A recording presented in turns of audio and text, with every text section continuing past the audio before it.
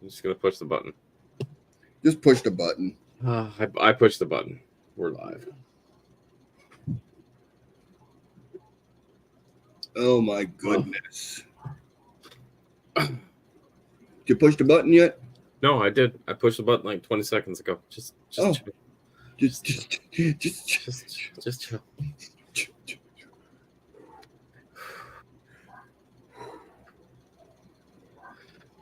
Oh. Get me all excited. Did you push the button? Did you push the button? Did you push it? Did you push it? Yes. Yes, I pushed the button. Okay. Congratulations. I'm gonna send you some Scooby snacks.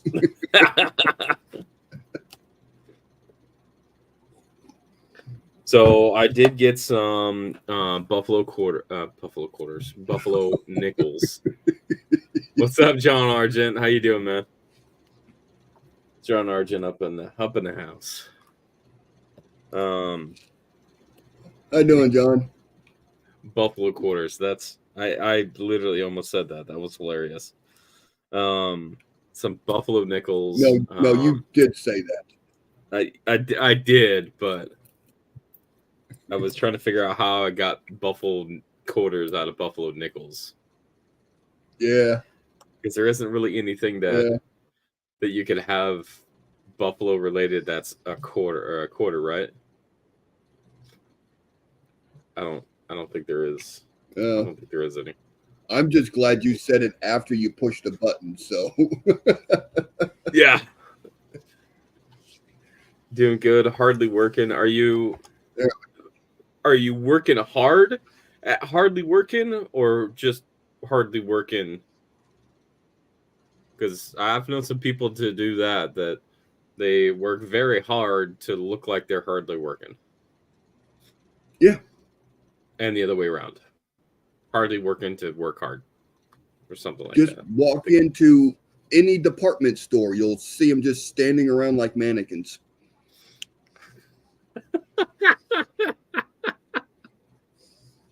That's not even true. It's not even true. And the show is done. Yeah, all right, man. At 2 minutes, 34 seconds before we immediately went into the gutter. All right, full send. Oh, that's great. Yeah. we're just going to do an open forum tonight, kind of a like a fun show. Yeah. We got some categories that we're working on for future shows coming up, and we decided, let's just have a fun show tonight and just talk randomly about coins, this and that, and we'll take some questions from our viewers and see if we could come up with an answer for them. And so just going to be kind of nice, relaxing night. And I will tell you that don't put your phone too close to a laser when trying to take pictures. Because you permanently damage your screen. Just in case anybody wanted to know what happens, that's what happens, is that you permanently damage your screen. And partially melt your phone case. Yeah. So I partially melted my phone case right there. And if I turn on my phone, I've got this black mark right here. Phone still works. That's all that matters. Phone still works. And I got the picture. But also it was terrible. John Argent says he's got 365,468 coin books to try to fill. Man, 100% I feel that. I mean, I have 1, 2, 3, 4, 5, 6, 7, 8, 9, 10, 11, 12, 13, 14, 15, 16, 17, 18, 18 coin books just right here of various And I'm sure Blues is gonna try to count his. I'm trying to count them with my socks on, and I got stuck at 10. just to how many repetitions of 10 can you get? Be Yeah. like, okay, I made it to 610. So how much is that? 60. All right, there we go. Math after dark, I'm telling you. Math after dark, that is a real thing, and I don't know how many people that have come across that before, that just have struggles and that kind of thing, and that is probably one of the longest running jokes that we have, between Blues and I, of Math after dark, because we'll be trying to figure something out, and we both know, like our intelligence like drops off like nearly completely, when it's after dark. So when we try to do math, like we're trying to figure out like percentage of survival, mintage numbers, and whatever, we'll instantly just pull up a calculator, because we will both just know like math after dark does not work, and just don't even try. Yeah, I sent CJ a message a couple of days ago after in the evening time, and I told him that my math isn't mathing. Yeah. Math isn't mathing anymore. It's just I'm just done. That is cool, John. Canadian I typeset. That actually would be cool. do have a fond love for Canadian coins. I got so much stuff over here that I'm learning about and going through, and Canadian pennies. Canadian pennies. I got my dad's retired up in Florida, and every year they have the snowbirds come down, and he tells them every year, it says, come across any old bills, any old coins, pennies, stuff like that, they bring them down, and my dad will ship them to me. Nice. So he's got a lot of friends that are up in the Newfoundland area. I know where that is actually. So I get Canadian coins that way. I usually just get them through. Opening penny boxes and nickel boxes. Yeah, actually a lot.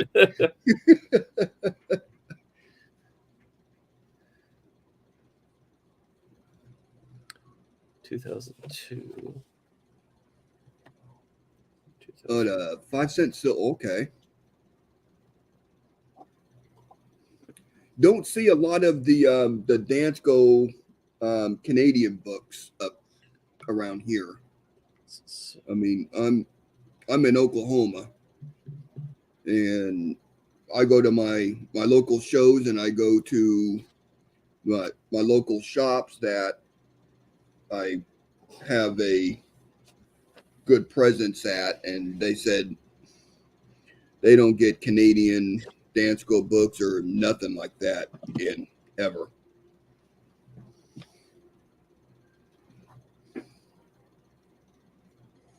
The coin shop that I visit sometimes has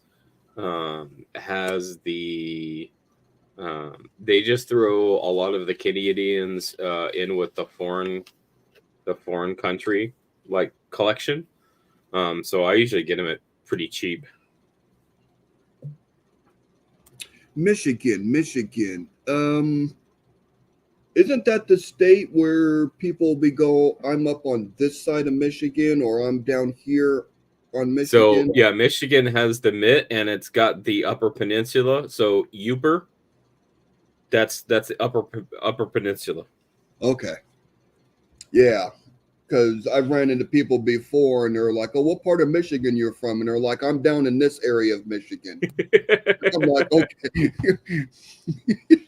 I'm like, okay, that works.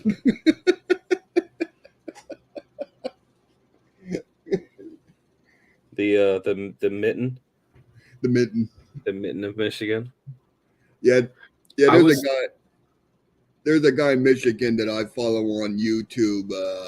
He's a lawyer. He does a couple shows a day.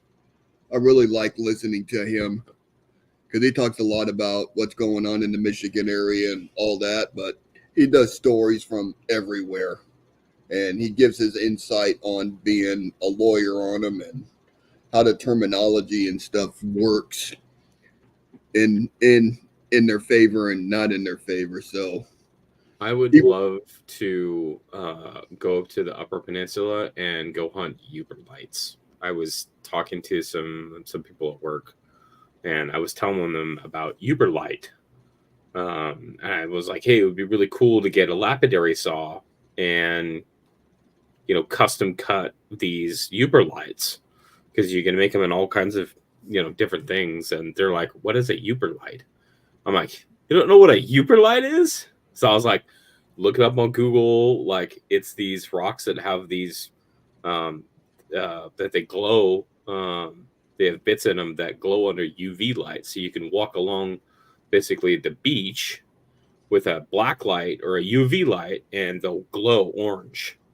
And it's the coolest looking thing. And they're called Uber lights. Oh, I thought you were telling a story about snipe hunting. No.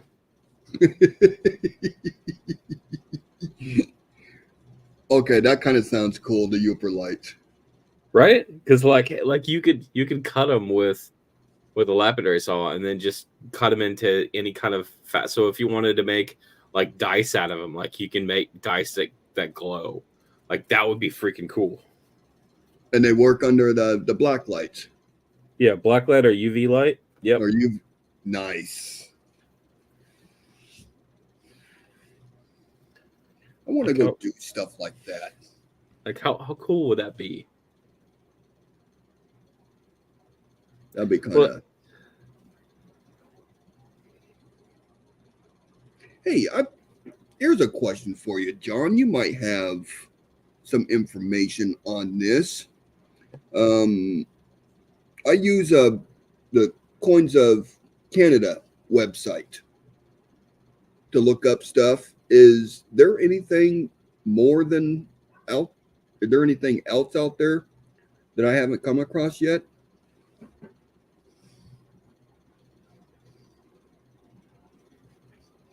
I'm always looking for reference sites and stuff like that to save. But every time I try to do a search for something, everything comes up for coins. Coins in Canada. Coins in Canada. You know what I did not do that I'm totally failing myself on right now is I did not properly get my space set up so that I could, after I'm messing with these Buffalo nickels, I could put them in the year orders. That was a mistake. So what you're saying is your desk is a little dirty right now. No, I didn't set them up to give me the correct space I need to organize them after I'm done. Okay, the only thing I could read out of that is Flying Eagle 1858. Okay, I'm curious.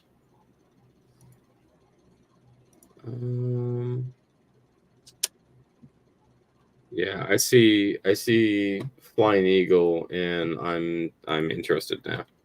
Yeah. CJ's the Flying Eagle guy. I'm 100% a Flying Eagle guy. You could spot him a mile away and tell you what's wrong with him. Accurate, which we have several times. Oh yeah, even those crappy eBay photos that you come across, it's like, yep, that's a Snow 15. How can you tell? It's blurry. I just know.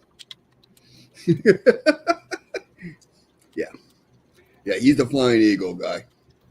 I don't even search for him on eBay because I don't want to hurt his feelings when I find something real good and buy it from underneath him. But if I find something real good, I let him know about it. Yeah, because I would be mad if you did that, if you bought it from underneath me, and you would 100% know. Yeah. There's just some things you just don't do. So it looks like he's asking. I hope that I'm translating this correctly. Asking if he wants, like, he wants to show an uncirculated 1858 Flying Eagle. Like, if you have pictures of an uncirculated 1858, like, I'll definitely look at them because the Flying Eagles is very much my thing. So if you got pictures, please send them to me. Probably give him an email address. Yeah, I was working on it. Okay. I was trying to figure out what would the best way to do that be. I'm helping. I mean, there. But you're not. You're not helping. I feel like I am. 1914, 1918, 1924. So, yeah. Oh, so I went through all of those 1857 seated Liberty quarters. Not a single one, man. That's Did you get those Ikes in?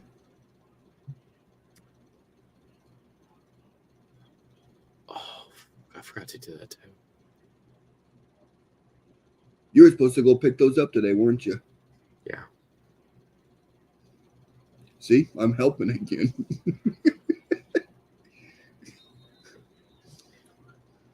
Dang it. Yes, I probably need to help you more often during business hours. Right?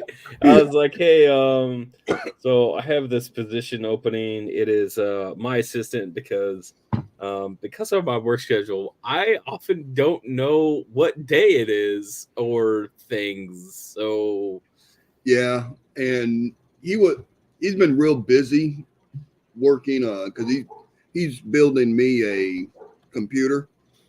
So he's been real busy getting that worked on and getting it ready for shipping and everything. So between work, that and the other 15 other jobs that you do. I don't have 15 jobs. I only have 3. 3. Yeah, it's not 15 anymore. It's just 3. So Wednesday morning. Dang it. It's going to be Wednesday morning by the time you'll have a chance to get down there. Probably, and the problem is that I gotta go north a half an hour, like 20 minutes. I gotta go north to go pick them up, and then come all the way south, and then go 35 minutes south. That ain't too bad. It's not too bad. It's just John says his desktop of 10 years just died. Yeah. Sorry, John. He's trying to get mine built before my desktop dies. Yeah, so Blues' computer right now, he's running like a dual core processor, and like he can have like StreamYard up, but then he can't have any other windows or anything open because it bogs his entire system down. Yeah. So yeah. I told him, I was like, hey, like, do you want like a full computer? Because like I built my computer that has dual 8 cores. My son's computer over here is dual 12 cores. I'm like, hey, what if I just build you one of these monster computers that I like building, and that way, like, there's no way you could slow it down.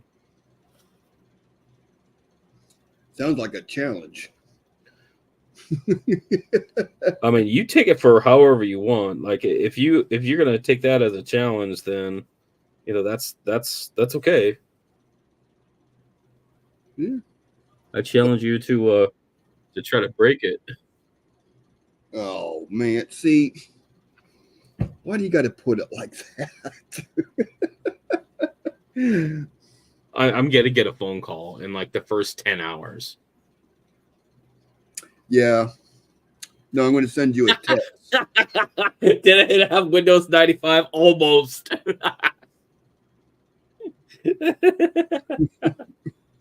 Wow. I won't like you no more.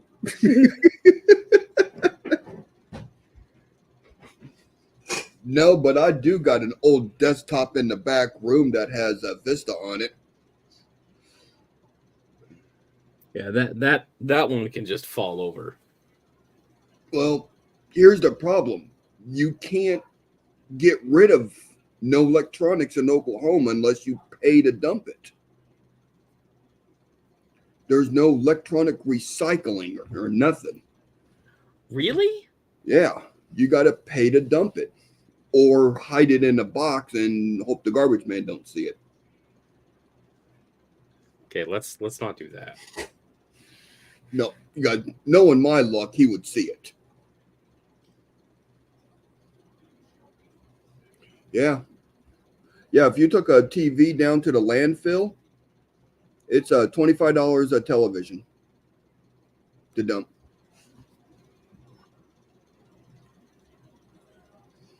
John says, I'm going to save up and get i9 DDR5 NVIDIA 4070.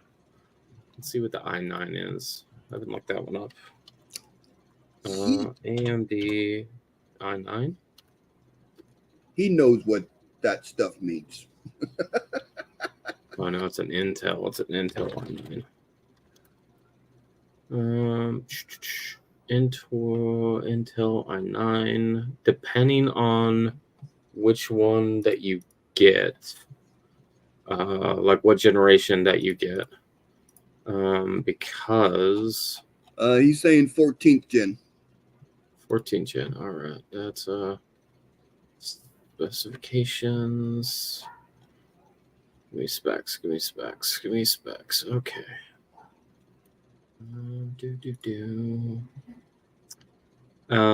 So the 14th gen on the i9 is going to be a 24 core processor, 32 threads. It's not bad. I mean, depends on what you want to do. Reason I say that is because like the one I'm building Blues right now, it's dual 12 core, and each processor is a 12 core 24 thread. So it's just a little bit smaller than the i9, but I have two full CPUs in it. So I have 24 logical cores and 24 physical cores, 48 logical cores. It's fast. It's real fast. It's vroom vroom fast. NASA would be proud of it. Facts. Yeah. The best part about these computers that I build that are dual CPUs is basically they're built from server parts, which means they're designed to be on all the time. They don't need to be turned off, and they're effectively bulletproof. Yeah. CJ explains all this stuff to me, and I'm like, does it turn on? Can I play my games?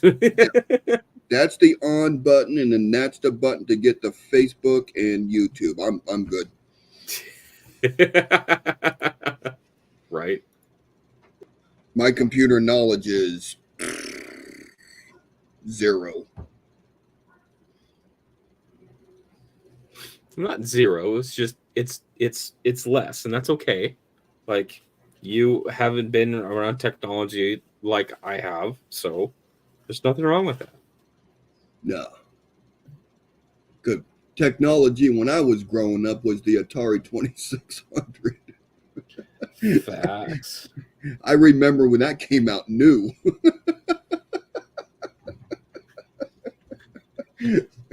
I kind of wish I had one.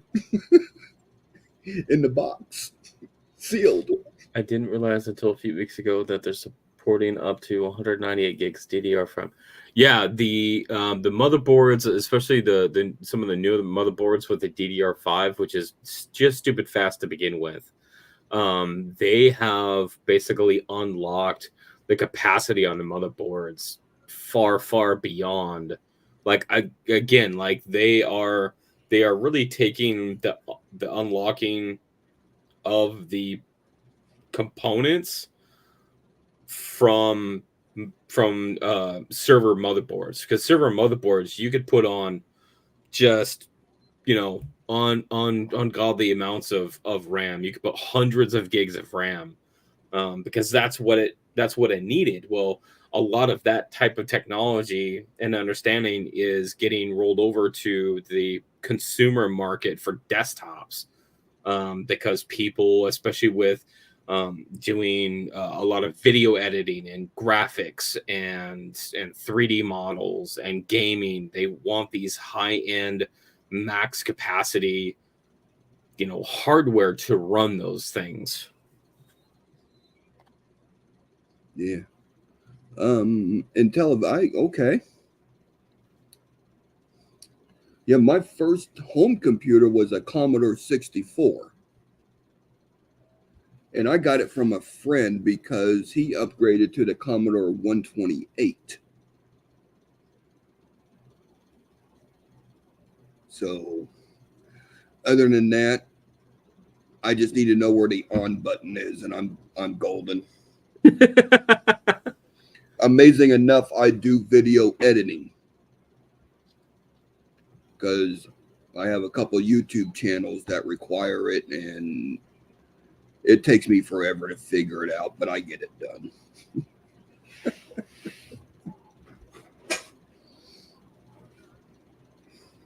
It's 1916.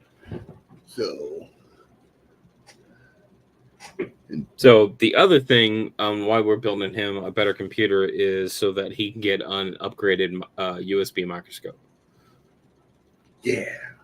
Because I bought one and it works really good, and it would technically work with his system right now, but it is like he just needs a better system to overall. It's time for an upgrade. Yeah, it is. Probably long overdue. But that's okay.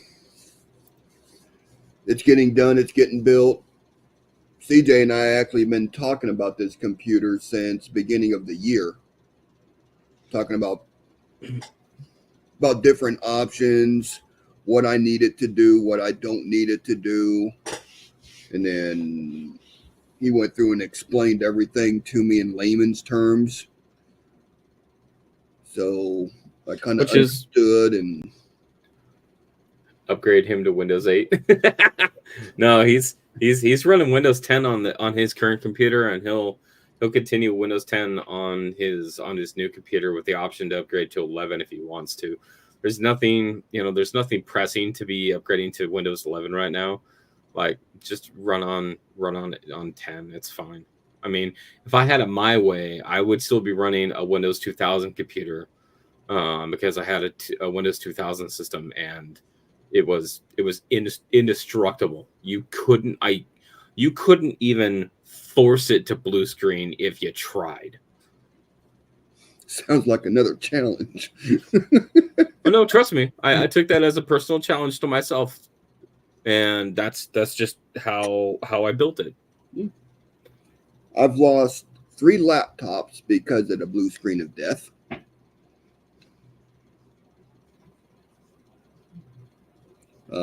A desktop.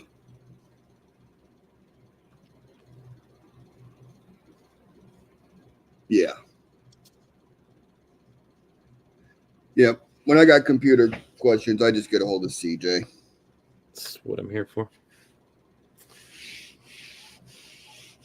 And then when he has redneck questions, he gets a hold of me. How do I hook this up so that it won't explode? Yeah. Well, if you did it right, it'll explode.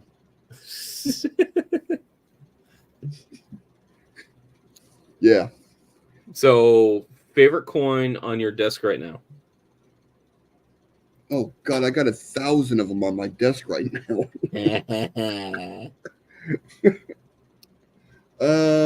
I got a bunch of lamination coins sitting over here.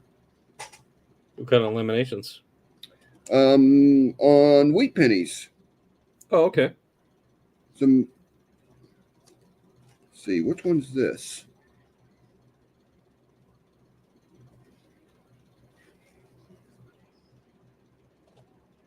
I think this is a better one. Is that your favorite one that you have right now? Well, no, it's just one that I have on my desk right now. Let me see if I asked you what your favorite one on your desk is right now.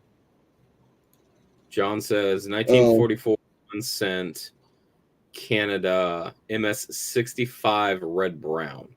That would be a nice looking coin.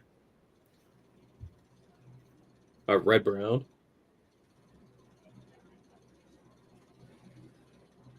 Yeah.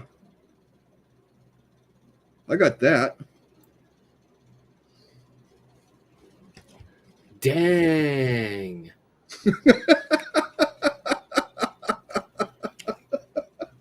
Holy smokes. I told you I had some really nice laminations sitting on my desk. Dude, what even happened to that one? Oh, it's a train. Well, it can't be a train wreck because it's not flat. It almost seems like it was two laminations, one on top of another. Wow. That's kind of awesome, ain't it? Dude, that's a heck of a good one. It's especially that extreme. Like that covers most of Lincoln. Yeah. Like that's significant. There'll be good there'll be a good premium because of how good it looks.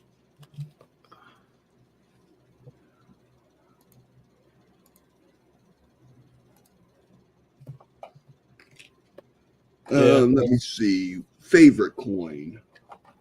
1919. On my desk. I guess I could find one in here that's I could consider. This one's pretty cool. The 1937 San Francisco Mint commemorative.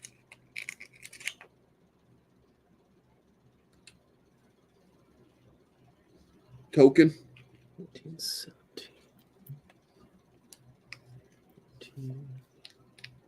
Yeah. See, John's got a 44 Canada MS-65 red brown. Damn. I bet you that thing is sweet. Dude, that would definitely be a legit one. Some of those early the earlier Canadian small cents, like can you imagine having even one of the large cents, the Canadian large cents in a red brown? Ooh. I wish I knew more about the Canadian coins. Like I said, I got a bunch of them, and I got a Canadian book. I guess it's the equivalent to the Red Book. Charlton. Yeah. Yep. And then when I go to shows and stuff, if I come across people selling Canadians and bulk lots, I'll try to pick them up. Oh, he's got a top pop in red brown. Oh. Oh. That makes me feel some kind of way about that, actually. Yeah, I bet you that's a sweet coin. My goodness.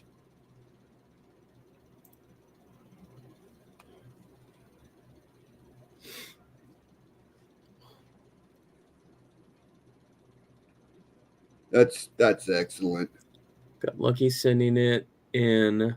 Thought it was going to be a 63 or 64, and he got a 65 out of it. Hey, man, I mean, see, right there, I got nothing.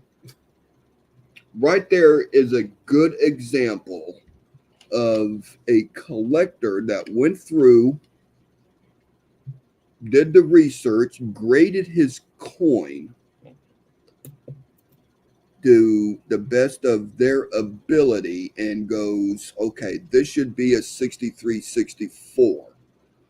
And if Right. it comes back at a 6364, that's great. If it comes back a grade higher, that's just excellent. I try to grade one grade lower than what I think it is. So if I think it's a 65, I will call it a 63, 64. Because that leaves room for interpretation. Interpretation. Yeah. Yep. I've done videos on how to grade coins. Good videos about how to grade coins. I'm terrible about grading coins, except for like the very, very few that I specifically hunt, like the flying eagles. Like I'm pretty good at kind of putting it in the like the major categories: good, very good, fine, extra fine. I'm pretty good about putting it into those categories. Mm-hmm. But beyond that, like if you handed me any of the moderns, I would have no idea. Yeah.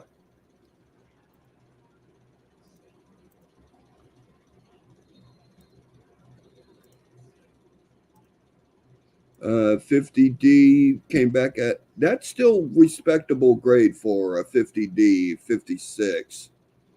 Thought it was going to be 62, 63.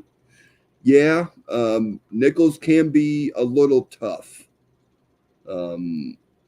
They really pay attention to the back of the Monticello building, because that's one of the highest areas on the coins, and they get knocked down pretty good if there's any type of wear or soft corners on them.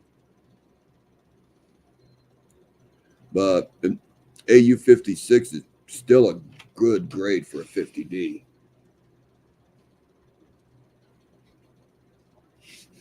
I guess anything that doesn't come back details is a good grade. So,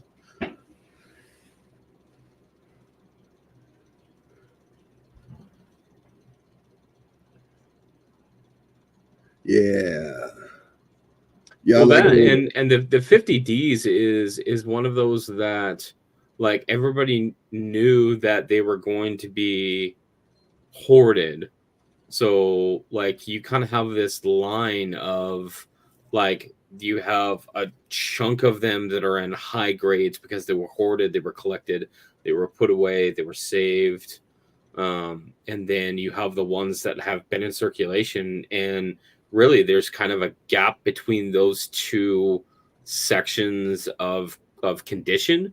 And like some of the ones that were in like in circulation can actually bring just as much premium as the ones that were in higher condition because it was not hoarded at the time.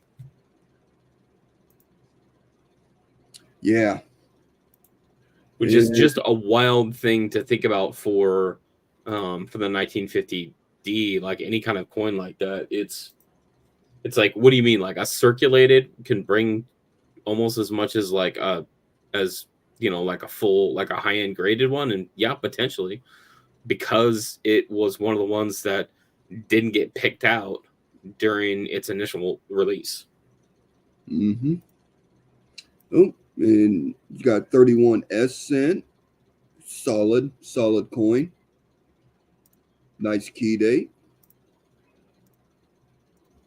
I don't even. I think I have a solid one in my book. I don't even know what book.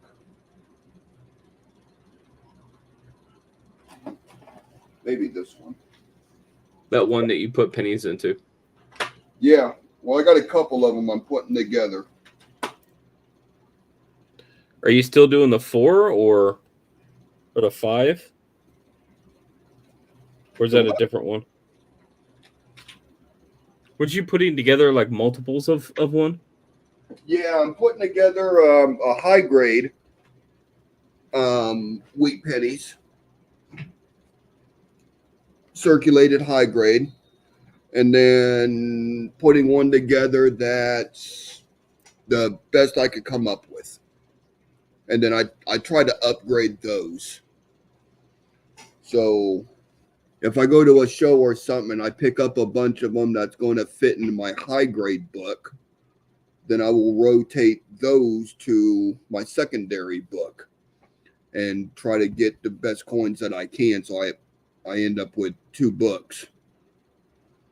I actually should do 3 because I got another one. I got another book back there that I probably should be working on too.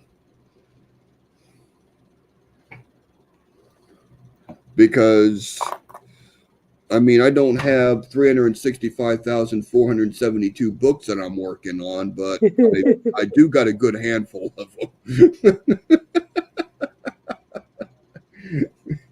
I mean, that's fair. Yeah, that's fair. Yeah, I do a lot of book upgrades at shows because I could, when you really have a good eye for picking out good quality, high graded coins, you could pick them up so cheap at shows. I'm gonna have to send you my list. Of what you need. Yeah. Yeah. That way you could do my shopping for me because I don't want to. Well, you don't. It's not that I don't want to. It's just I don't get the option, a lot of options to go to shows as Right. you do. You have a lot of. You actually have several major shows that are pretty close to you in terms of just physical distance. Like Yeah. up here in the Pacific Northwest, there's not a lot of shows at all. Yeah, we got one of those traveling shows, and they're in my area once every 3 or 4 months. But in between that, I mean, they're within an hour 20-minute drive. So I could physically go to them every month in a different town.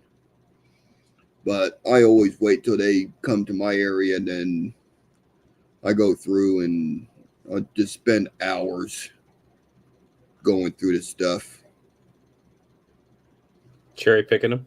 Yeah. What's your best cherry pick out of a show? Recently would be that the Indian head I got, that high grade Indian head I got in a dollar box. All right. Which what year was that? 97? 97?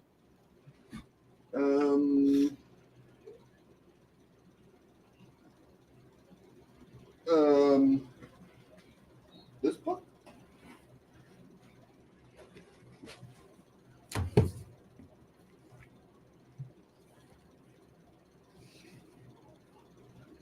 Oh, look at that. I didn't even put it in my book yet. Wonder where it's at. Well, isn't it slab though?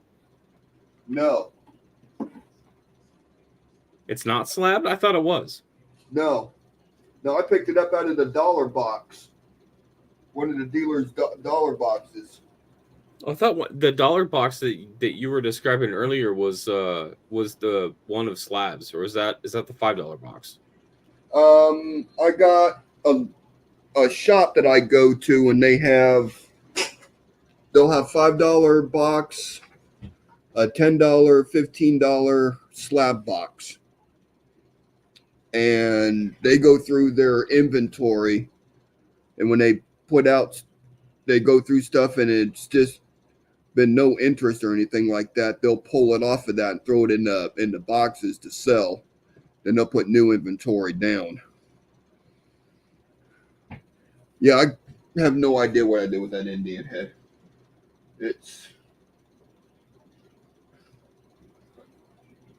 And it's gone. Yeah, I gotta clean this area up.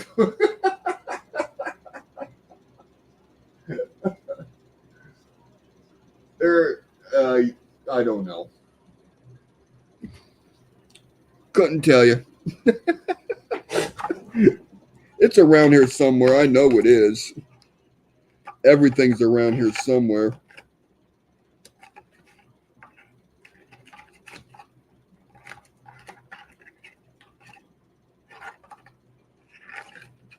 Well, it's not in that little box. It's not there. I don't know. 16. My work area back here is in shambles right now. I got stuff everywhere. I got my shelving unit back there that's in shambles. It's really kind of embarrassing. Let's see. Okay, found a 99 Wham, 39 DDR. Okay. Oh, the 39. That would be the Jefferson reverse. The heavy one. Oh yeah. I've been trying to cherry pick one of those off the eBay.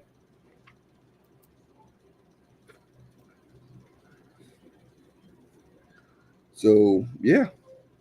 Yeah, CJ and I we get on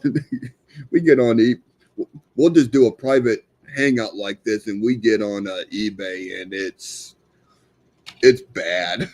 Dude, okay. Look, it's carnage. Okay, that's the only way I can describe it. It's just pure carnage. When Blues and I are going through and we cherry pick, and the way that we do it is literally like we just grab a book, right? I fulfilled my obligation to show a book during a stream. So we just grab a book and just literally like go through it, and we're like, we're gonna look at this one, and that's exactly what we do, and we just go and tear it up. Yeah. Yeah, like last couple of days I've been going through buffaloes. And last night I went through the City of Liberty quarter, 1857, to find the clash with the Flying Eagle 1 cent. I believe he's going through those coins now, Sherry. Cherie Ward. Yes. So my mailbox, the community mailbox, that got vandalized. So I have to go to the post office, which I am doing now once a week to go get my mail. So I went and picked it up this morning because I didn't get a chance to do it last week. But I went and I did get it. Here's the proof that I got it. Like you got a new sticker. I got a sticker, so I'm gonna have to come up with a sticker board somewhere, so I can put all the stickers. So that's Cherie Ward's sticker. Oh, nice. So there was a show. I want to say it was Mama T's. It could be somebody else's.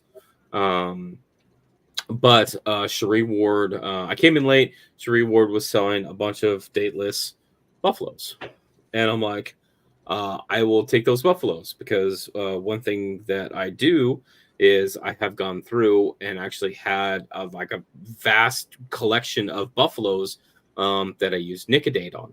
Yes, 100%. I'm putting acid on the coins to reveal their dates. Okay, I understand that they're damaged coins. However, this has already paid for itself because I had a bulk load of Liberty nickels, the V nickels, and I actually found by acid etching the dates a key date V nickel from that lot, and that itself, even acid dated, is like $100 coin. So I'm like, absolutely, this just paid for itself. Anything that I find in the future tense as far as key date or semi key date, like I'm doing it because, and I enjoy it. So yes, I'm actually going through the buffaloes that you sent me right now. And I've got I got some going right now, and I've got them stacked up for some of the dates. Yeah, and we'll see what we get out of it. Yeah, I haven't used that Nicodate stuff yet. I mean, I got rolls of buffaloes that are dateless, and I just can't. I can't bring myself into doing it to the coin. I just can't. Well, here I'll put it out there like this: if you can't, let me know, because I will buy them from you, market value, and I will do it, because I don't have a problem with it, because I enjoy doing that to get the dates off of them.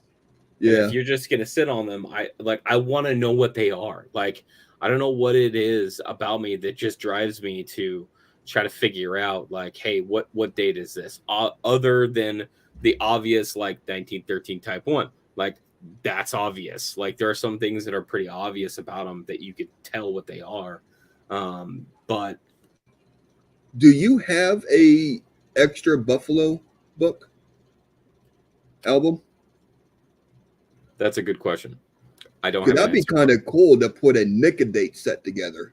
Well, so the thing that I did is, with that last huge lot of buffaloes that I went through, and that I had previously done the Nicodate on, and I put them all in the boxes, in the blue boxes. So I have 3 boxes where I can almost put together an entire set of Nicodated buffaloes. That'd be kind of cool. That'd be kind of unique. Yep. All right. I'm going to turn my camera off here. I'm going to go get some coffee. Okay. So just so. Oh my goodness. There's something wrong with my coin. Oh, Jesus. Of course. So I want to say hello to Cherie Ward, who came in. John Argent's been here for a little bit. Hello to Wonky King Metals. Welcome to the show. Oh yeah, okay. There's Monkey King. Today is just kind of an open forum where we're just talking about coins. That's just kind of a deviation of our normal show. We have a bunch of topics that we're working on right now, and we thought we would just take a week and just have kind of an open forum where we can just talk about coins without having to set on a particular subject. So that's what we're doing tonight. Yeah, it's nice just to be able to take a kind of, in my opinion, I kind of like the idea of every once in a while just doing, I call it a fun show. Yeah. Really don't have to worry about trying to put a show together for the week. We just kind of just get online and just kind of just let loose, relax, have fun, talk about coins. Got questions that we try to work in. See, 16 Philly Mercury. DDO and a DDR. There are a small number of coins that actually have that legitimately have a DDO and a DDR, and although that list is actually pretty small. I think it's just like maybe a dozen or so, with coins that exhibit both sides having the double dies. Yeah. Just based off of that, yes, I would probably say you got a DDO or a DDR, and the other side just might be some real bad die deterioration on it, giving it the illusion of something. But like CJ said, there is a small list of them that have them out there. And I'm trying to think. I don't think I have a Merc book, do I? I do not have a Merc book, and that's That's something that I was actually looking at recently because I do have some small tubes of mercury dimes that they need to go into something other than tubes because it's just kind of a collection of dates. Yeah, So that's one of the other things that I was looking at. yeah. I don't have a Merc book either. I'm I surprised that got, you don't have a mercury dime book. I thought I for got sure that you would have because you always talk about, well, I want to do dimes because dimes are underrated and nobody looks at them. It's like, yeah, because they're tiny. Nobody does want to look at them. you're giving away all the secrets. Not all, just a few.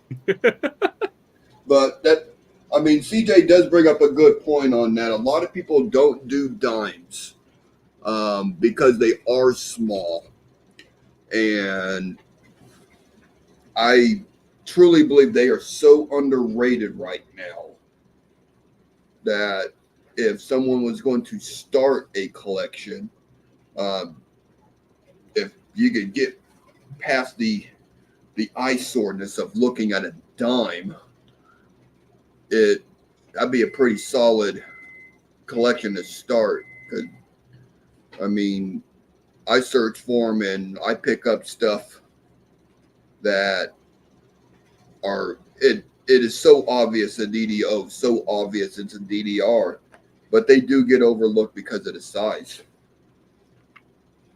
Well, that and I'll throw this out there.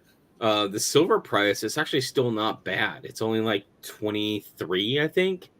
So it's not really that bad. No, it's higher than what it used to be, but it's still not that bad that you can still get, you can still get a handful of some early mercury dimes for a decent price without too much of a premium on them.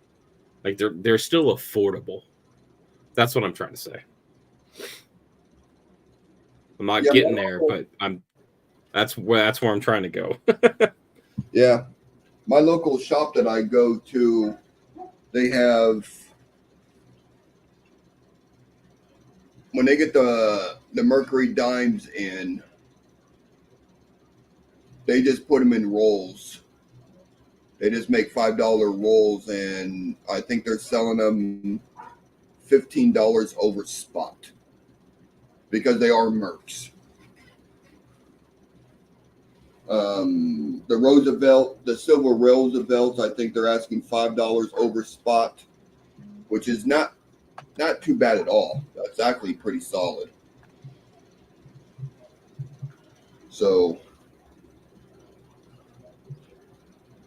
yep, I'm going to have to get myself a Merc book. I'm going to try to find one because I don't have one. I thought I had all the books. I was wrong.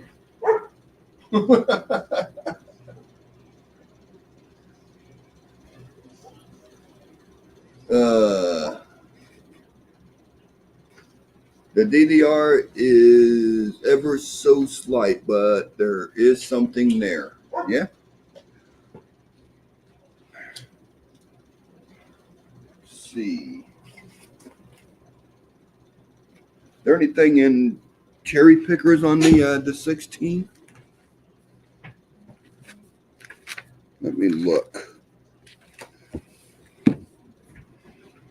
I'll tell you one thing while you're looking that up. There's a lot of 1916s in this set. Yeah. Yeah. Which is actually kind of odd because when I do lots of Buffalo nickels, the 1919 seems to stand out the most. Okay. There's nothing in the cherry pickers on the 16. Um, there's. Let me check this site here and see what they got for the 16s.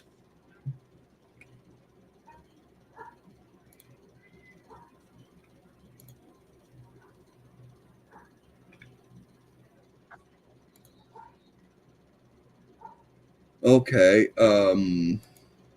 Variety Vista does not have anything documented on the 16s, but that's not saying there's not nothing out there.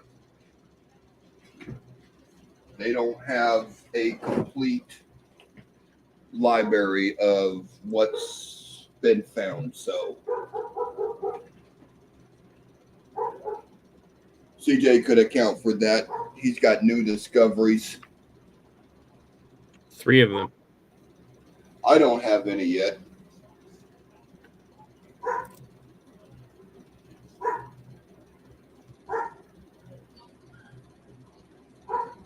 I hope there is something out there for you, Monkey King. I think that'd be cool. Come across new discoveries. I love it when collectors find new stuff out there that's not been recognized yet. It's especially on Shuri has a question for you. What website did Paula mention that sold used Danskos? Do you know by chance?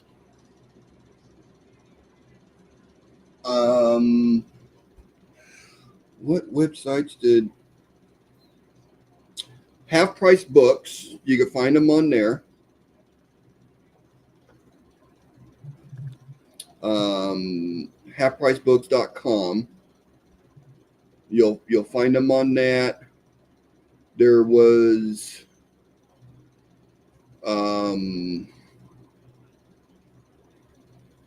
You can find them on eBay sometimes. you can find them on eBay, but be careful on your pricing on them.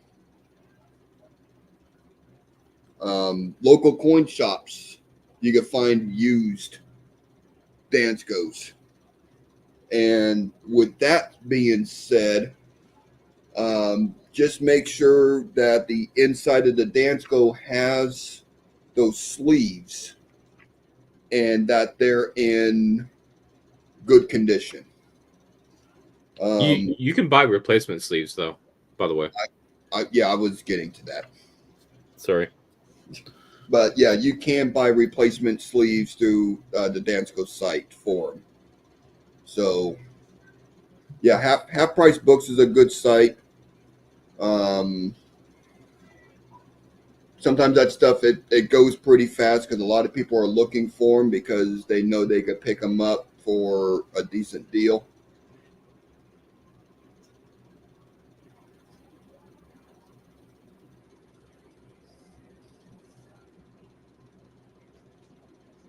I'm able to find them at my local coin shop, and I could pick them up for $10 a piece. But I have a good rapport with them. You do have a good setup with your coin shop. Yeah. I've even gone through their display case and looked at coins, and I'm like, okay, that's way out of my price budget. But I'll tell them, I'm like, that's a variety. You need to add $100 to that price tag and mark it as one. Depending on what it was, I probably wouldn't go that far because the coin shop in my area, close just right here in Salem, they don't care. Yeah. I would rather not tell them and just cherry pick just the absolute walls off of them. Yeah. But like I said, some of these coins I don't collect and they're out of my price range. So I feed them little information like that every once in a while, especially on something that they could be doing a lot better on, and it's something that I don't particularly collect. They don't do a lot of varieties and errors. They just don't have the time to go through them. But when I spot a real good one, I try to pick it up, or I'll let them know, hey, it's out of my price range. It's not what I collect, but this has this on it. So I do got a good rapport with them. They give me good pricing on stuff. They know me, my name. So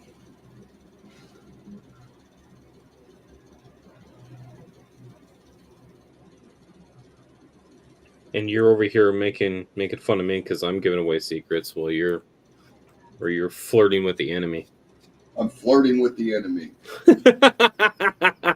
I'm just kidding. I'm just kidding. Local coin shops are not enemies. Now, I do have another coin shop that I used to go to that I don't anymore because I found out that they have a full staff in the back room for eBay for varieties and errors. So they go through everything that comes in. Which means that there's no chance for you to get anything. No. But their prices are really good on supplies. If you're looking for coin tubes or cases, stuff like that, they sell a lot of those, so they do have a really good pricing on supplies. But I haven't been in that shop in a long time.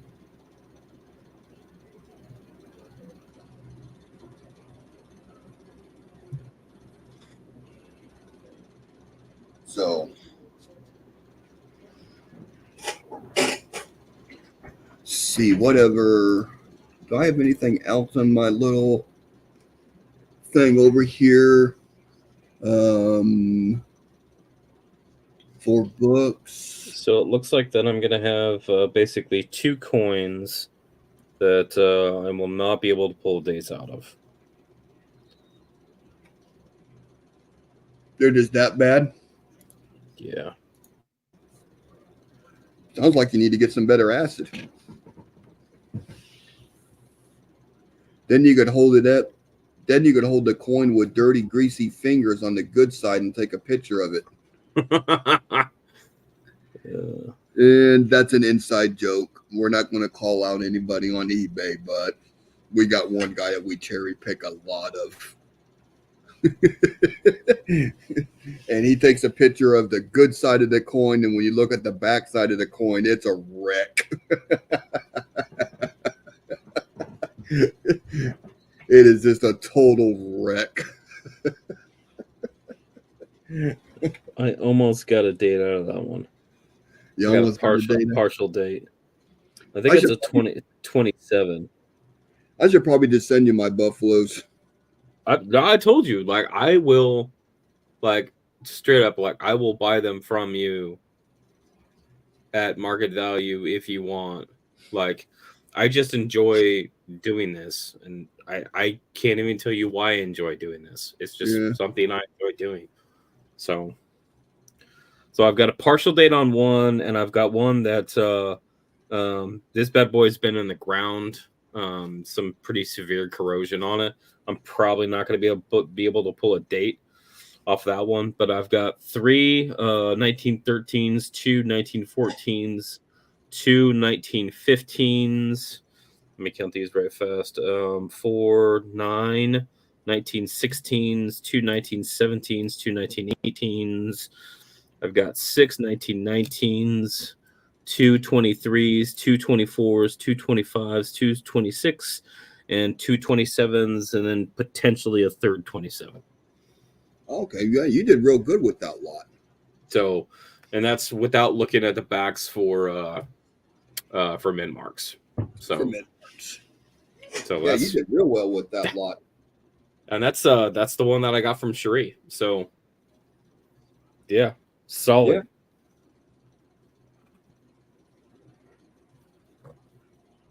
Yeah, that's excellent. See, Cherie has no shops near her. I'm sorry. Another place there is eBay. Probably another place that you could check is pawn shops. Yeah, potentially. Okay. Red book time. Uh-oh. We're going to look at Nichols, and we are going to look for mint marks. So 1913. Type 2, Philly. Type 1, Philly. Okay. Type 2, Philly. So just your average. Let me This is a 14. Ooh, I got a 14D. Is 14D good? Oh! 14D is very good. Oh.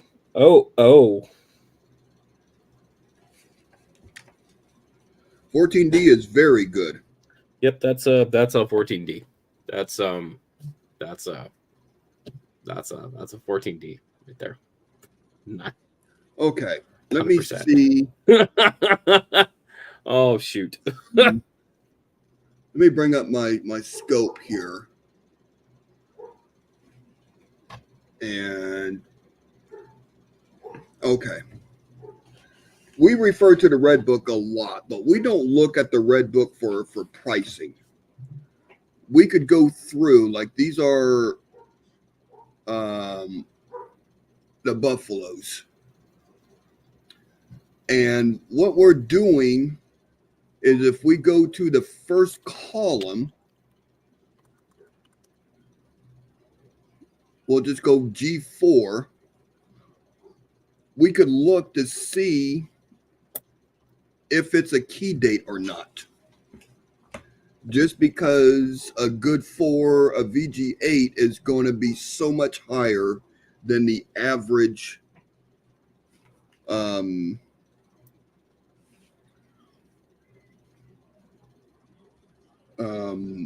than just the average. Like, you got 26, 26D, and 26S. The 26 is average price, $1.25. The D, that would be a key date or a very high semi key date.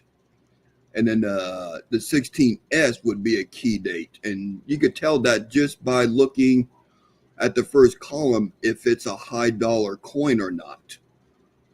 So we use this as a reference to kind of pick out which ones are key dates, non-key dates. We don't pay attention to the pricing on them. You got a 16S in there? Yeah, 16S. 970,000 produced, and that would be a key date. Yeah, I got a 16S in here. Yeah.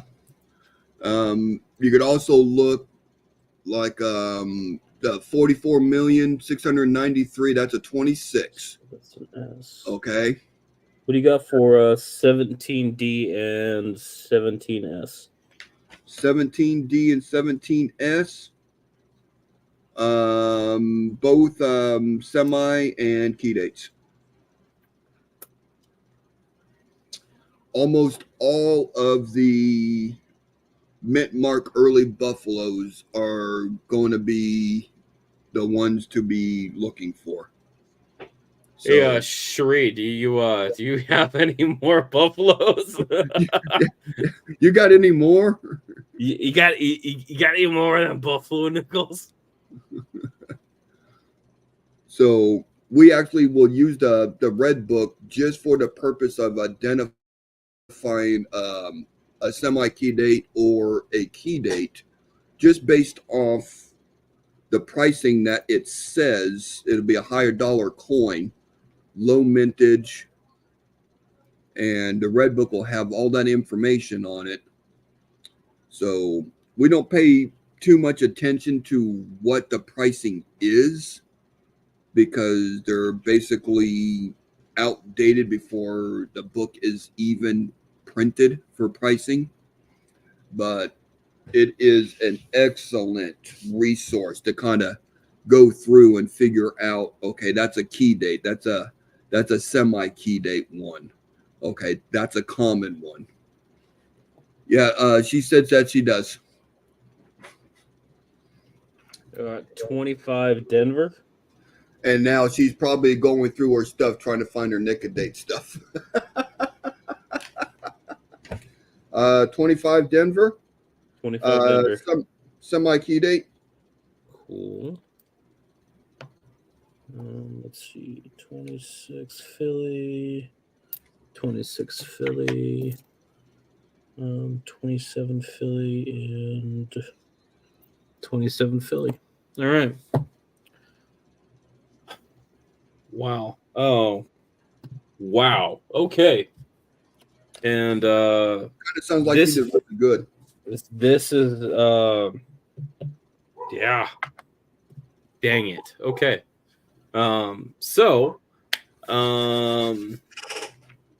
Yeah, if you have some more Buffalo Nickels that are dateless, I've been more than happy to purchase them off you, because of particular reasons, but also this is kind of the other side of collecting coins, and this is what I like doing, is I like finding these things that were unknown 20 minutes ago, right? And like just to come across one of these things, and yes, like 100%, like I know this is 100% damaging the coin, but I do get dates out of them, and like I can build a decent set just with the dates, just to do the work myself. But Yeah, you're going to have yourself a really nice set of buffaloes, because you were able to find some of them semi key and key dates within that particular lot this time.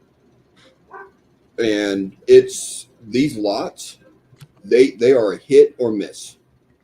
oh, 100%. Like I've gone through some that it was a smaller lot. It was like 20 or 30 coins or something like that, and almost all of them were like high 30s, like 35, 36, 37, like 30, 38. So like high end ones, just like really common ones, and it was kind of a bust. But then you get some like these, is like here's the proof that these things do exist out there. Yeah. Very cool. Let you know how many I have. Did you receive my email when I sent you a check-in? Yeah, I did get your email, Sheree. So that is a good email. Oh, this is awesome. Yeah, you did really nice on that particular lot. I mean, that's Sheree Ward's luck with trying to sell coins. That I just happened to come in and I saw she had dateless buffaloes. I'm like, I'll take those. Yep. So same thing goes for you. If you have dateless that you would like to get rid of, I will buy them off of you. Yeah, I probably got four rolls of them.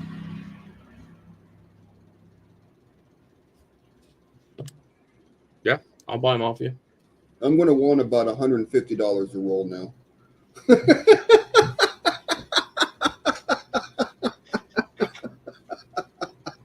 Well, you see, I did offer market value. Yeah. And I know I have some D and P DNSs in there, but I don't know what dates they are. Shree says she's a 13 type 1, but it's dateless. See, so the only thing that like I'm really in between on the 13 type 1, because like you could tell immediately what it is. You don't have to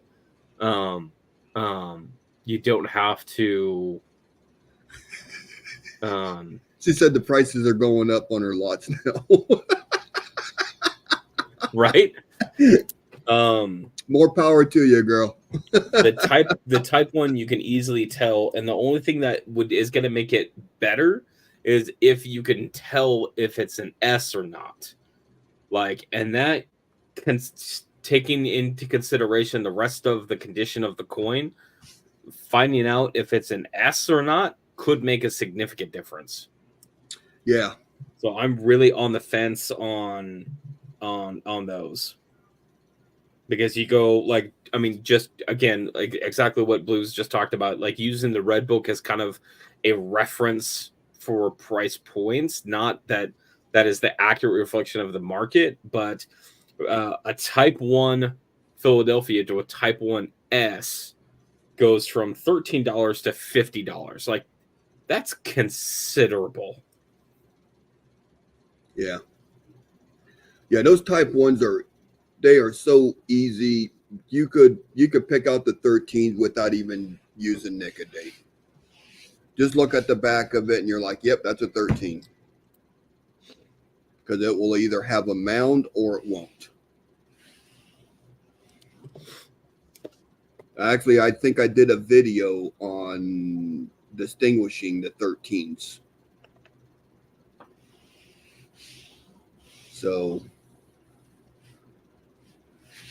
probably need to be doing some more videos. We've talked about this before, CJ. We have actually talked about this a number of times. I always joke with Blues because we get talking about, you know, about shows or whatever that we want to do, and then I keep kind of poking the bear with him. Is he'll be talking about something and I'll do this, and be like, this is you still talking about it. Yep, that's still talking about it. I'm just talking about it. But he knows that I do it in jest. Like he knows that. Oh yeah, he's just picking is what he's doing. Blues, can you drop a link to your channel?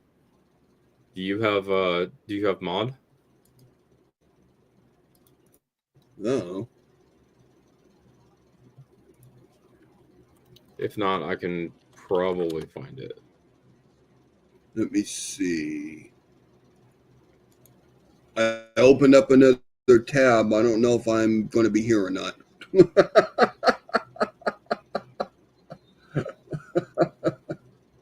There it is. That's the link to his channel. Oh, yeah. I don't know how to find it. Okay.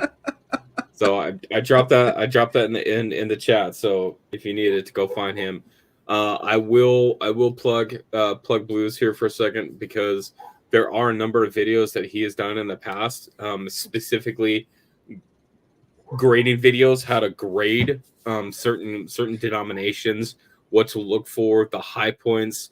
He's done a really good job researching that and setting that up and making a visual of that. And I do really appreciate those kinds of videos because I am terrible at grading coins. So it's helpful to see those kinds of videos in a visual sense because, you know, reading through texts of books really only gets you so far. And having that visual that you could say, hey, here's the high point. Here's what you need to pay attention to. This is going to get worn down first. This is going to be the second piece.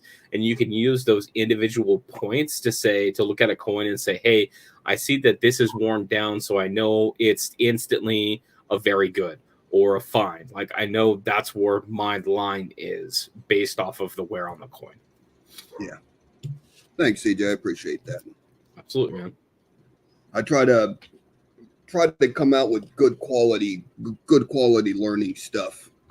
I did have a lot of fun making those videos because I was learning the grading process myself, and doing the videos really enhanced my ability to look at a coin and go, that's AU, that's a VF. That's an MS. That's a high grade MS right there. Yeah. So be doing the research and making sure I'm putting out the correct information really enhanced my abilities on grading coins to make sure that I did come out with the right stuff, because I didn't want to put out something that is misleading. Mm-hmm. So always fun stuff. See, I can't use the excuse I'm waiting for my new computer before I start doing stuff because that computer's almost done now. Oh yes, my friend. He's going through the final checks on it. He's installing certain programs that I use to make sure they're on there. So as soon as he's done with running the tests and everything like that, it's probably going to be put in the mail here shortly. Probably within this next week, it'll be in the mail. See, the 19.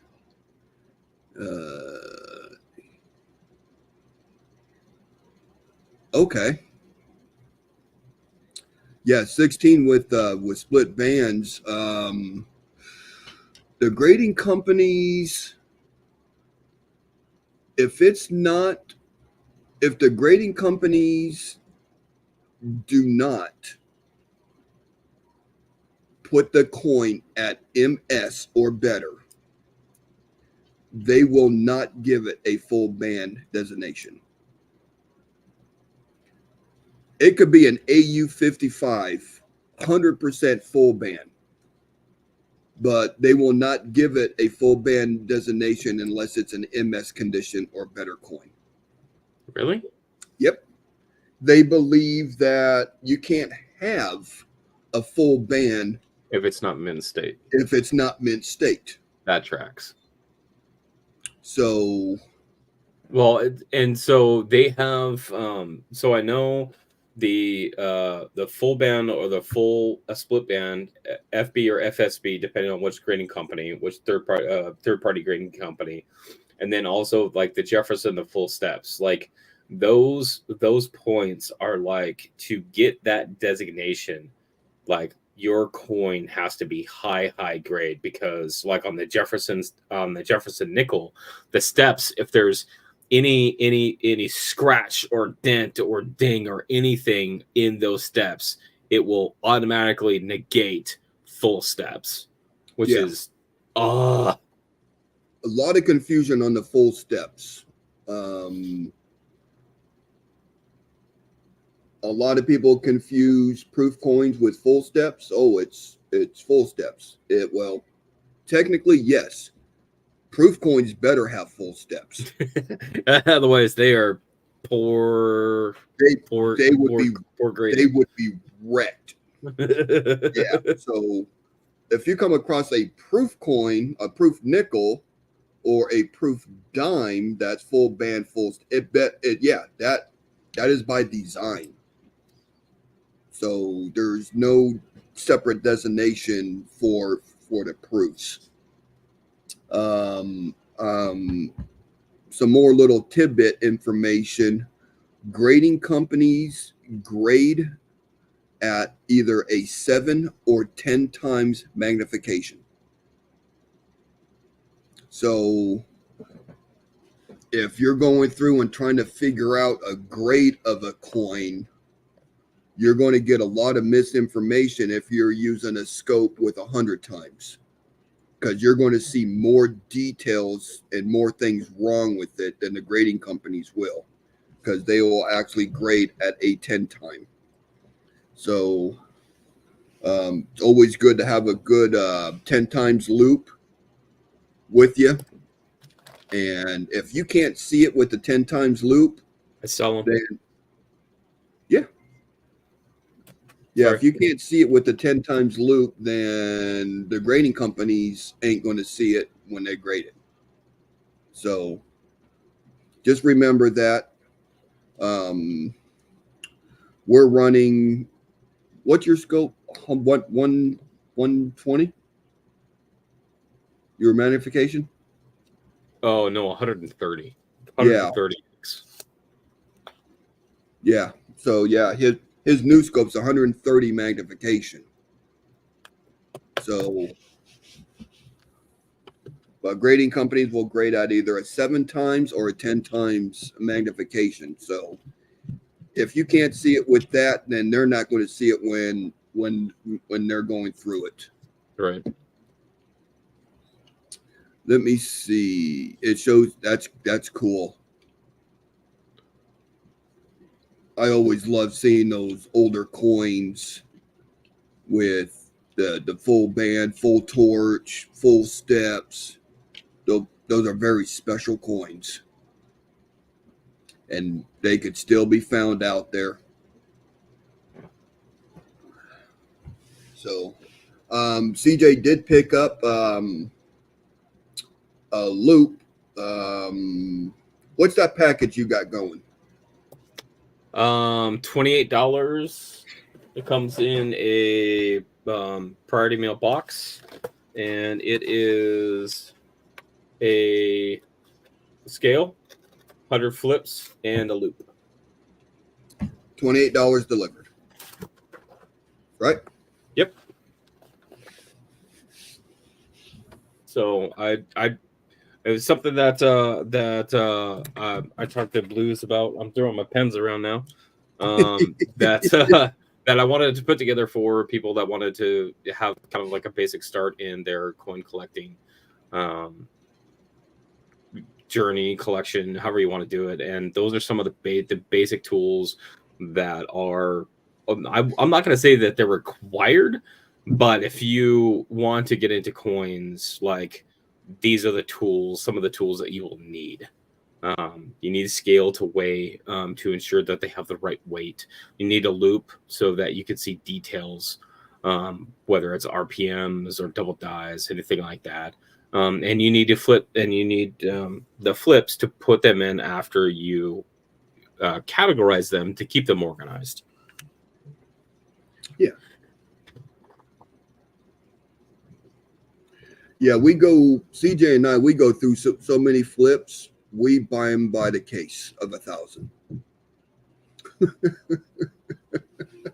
Accurate. Most collectors, they get 200 or 300 flips. That lasts them a long time. But we are going through. It's not very often that I will sit here and not go through coins. I just got boxes of them. I got rolls of them. Stuff I haven't looked at that I bought years ago. Never even looked at yet. It's just a handful off my desk. Yeah. So, yeah. When I'm able to pick up bulk lots of stuff, I pick them up and then I just bring them home, and then eventually I get to go through it. But I got so many coins I got to go through. It's almost overwhelming. That last big lot CJ and we went in on was over 30,000 wheat pennies. That was a lot.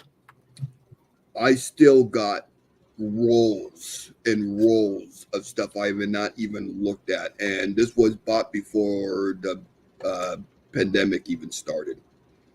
So early 2019, late 2018. Yeah. Yeah. I mean, I think I still have some of it right here on my desk still. Like, I'm pretty sure. No, that didn't come from that. Please tell me that hasn't been sitting there since 2018. Well, no, because I moved, but so I mean, some of this moved. Okay,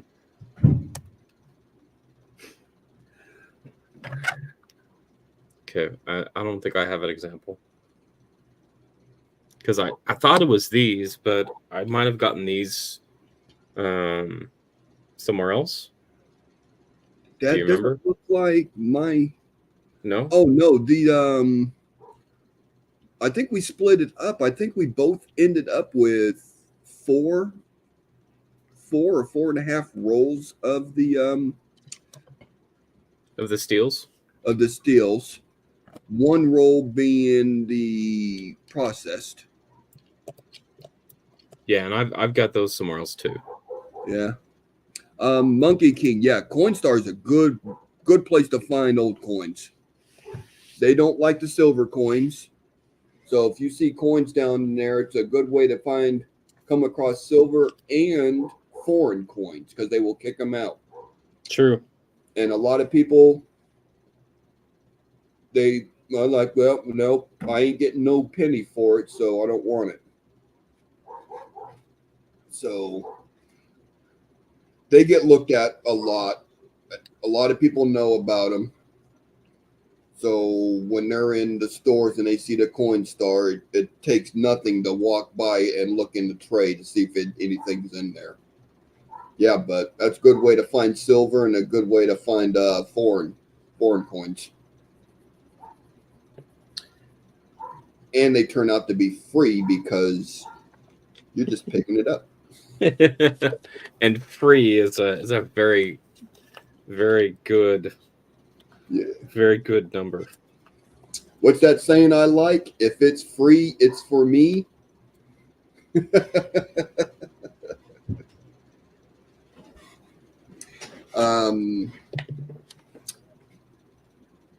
Your bank, if your bank has a coin machine,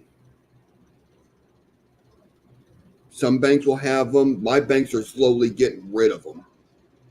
But when the bag gets full, they take the bag out, seal it, and they put a new bag in. See if your bank will sell you those bags. You're getting them at face value. Yeah, that's like coin roll hunting, only on like the extreme side. Right. With that being said, if you do buy those types of bags from the bank, don't take them back to the same location and return them. Take them to another bank.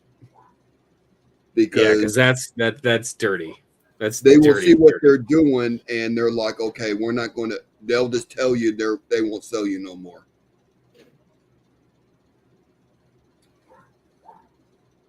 Yeah, I always, especially if you go through a lot of coins, have two banks, one where you get coins and one where you drop coins off. Don't have those at the same one, because the banks do not like that very much.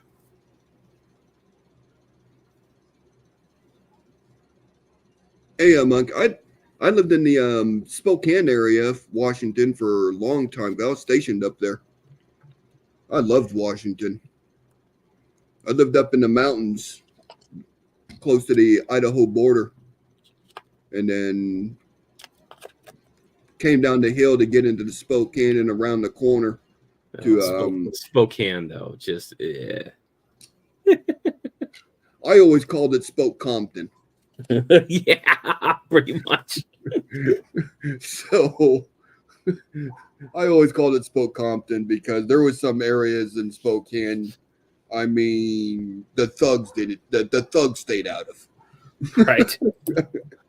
It was that bad that the gang members stayed out of it. So, but with that being said, every city has that type of area. Okay. Yeah. But yeah, I know where Bellingham is. 1915. I did like Spokane. Idaho was a stone throw away. Mountains were right there. Some decent fishing. I'm a big fisherman. Some decent fishing up in there. I never did any hunting. I don't hardly do any hunting now. I hunt coins. I mean, that's very time and resource intensive, just as animal hunting. I'm just saying. Yeah. Oh, wait a minute. Where's my glasses at? Which ones? You know which ones I'm looking for. Yeah, where are those? I hope Okay. you didn't lose them already. No, I didn't lose them. Here we go. Let me turn my camera off here real quick. Okay. Now, how many of you could say that you've looked at so many coins or so many hours of looking at them that when you get done, your eyes look like this?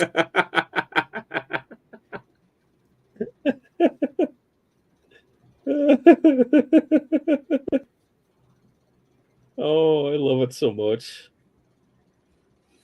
So there we go. I think a vast majority of us have been to that point where we either start seeing things or we're just like, looking at the clock and realize, oh, like it's 9 hours later. Maybe I should stop. CJ does that. We'll be sitting there doing a hangout. We'll be talking about coins. We'll be trolling eBay, talking about computer, whatever. It'll be like 10:30 my time at night. And I'm like, oh, it's okay. It's 10:30. I still got some time. And the next time I look at the clock again, it's 2 o'clock. And CJ like, what time you plan on going to bed? Oh, crap. It's 2 o'clock. I probably should go to bed. Yes, often, in fact. Yes, Sherry. Yeah. When you're looking at coins and you start seeing stuff that ain't there, it's time to take a break. Absolutely. It's just time just to put them away, rest your eyes. One of the things that I have done is I've gone to like the dollar stores and you could pick up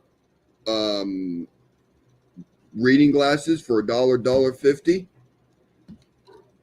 These are plus 325s.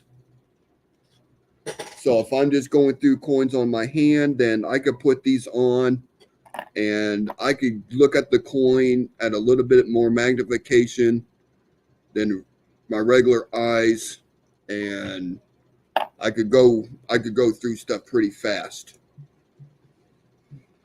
So that's another little trick. Get yourself some like reading glasses, 250s, 300s, and you can put those on. You don't have to necessarily be looking at everything with a loop or under a scope. A Monkey King, me too. I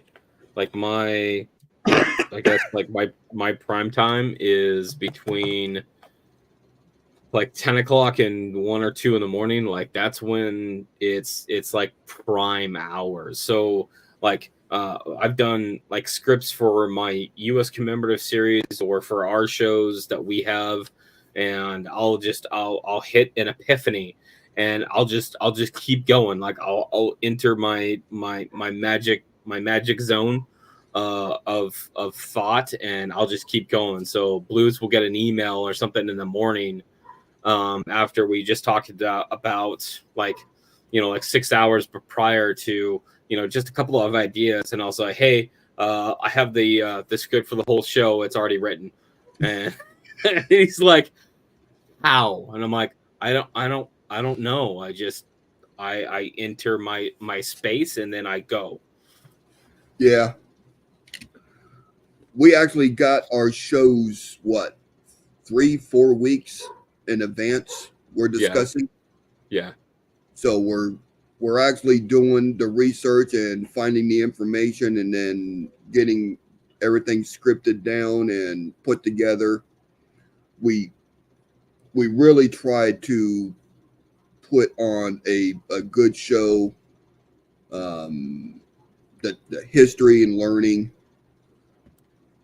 Knowledge based, because that's what I have said for pretty much as long as I have been on YouTube, that there is not enough and there can never be enough shows that provide knowledge about coins. Like there's websites that have stuff, but there's just not enough shows. There's so much out there. Like And this is what I encourage everybody to do is like, hey, find your niche, right?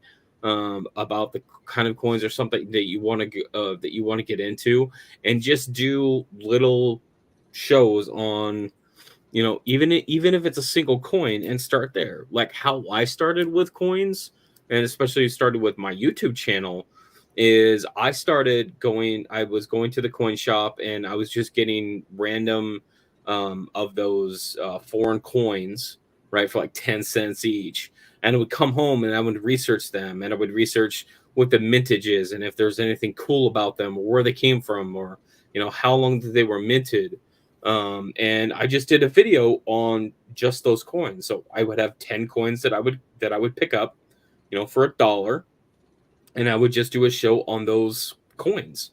And it was cool to find some of these coins, like a 1944 Belgium one franc coin.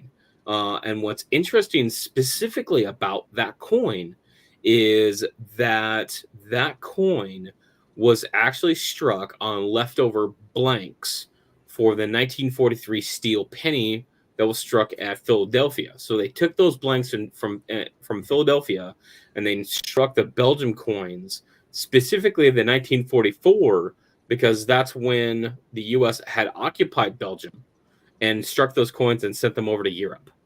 So here you have a one-off steel cent that should have been, used for production for American coinage, U.S. coinage, and then a foreign coin was struck with it, and it was sent overseas. Like, that's wild. That is such a great history. That the fact that that whole situation came up, it went overseas, and I'm guessing at some point it came back. So, like, these are the coins that have been in actual war. Like, so there's those kinds of history, and that is literally just starting off with a bunch of random foreign coins. Now you take that and you start transitioning into, hey, I want to do shows about flying eagles. I have several shows, videos that I've done on flying eagles on the different snow varieties. And then I started on the U.S. commemorative series because, we have all of these commemoratives. There's this giant old book that has all these commemoratives and all this information, but there is 0 videos online regarding these coins and where they came from. Just doing the research as far as the legislation and the history behind these coins, there's so much out there, and there's so much drama in these coins. Like, you wouldn't think, as a regular consumer of U.S. coinage, of how much drama and how much political pushback and just chaos that just having a commemorative coin would cause. I promise you, it is dang near like daytime talk show level of drama. Yeah, and we've run into that drama on some of our past shows too. Doing the research and trying to make sure we're getting dates and information correct, and we start getting into some of the fine print of what's being out there, and it's like, wow, I'm surprised no one lost fingers and heads and hands over this conversation back in the day. Right. So, all right.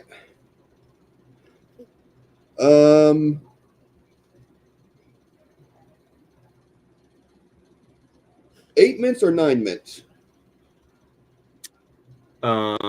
It depends on what the question is. How many U.S. mints are out there? Out there, or that have been in existence? Been in existence. 9.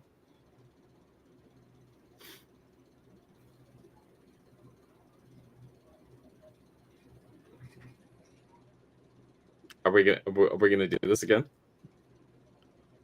You know what I'm trying to get at.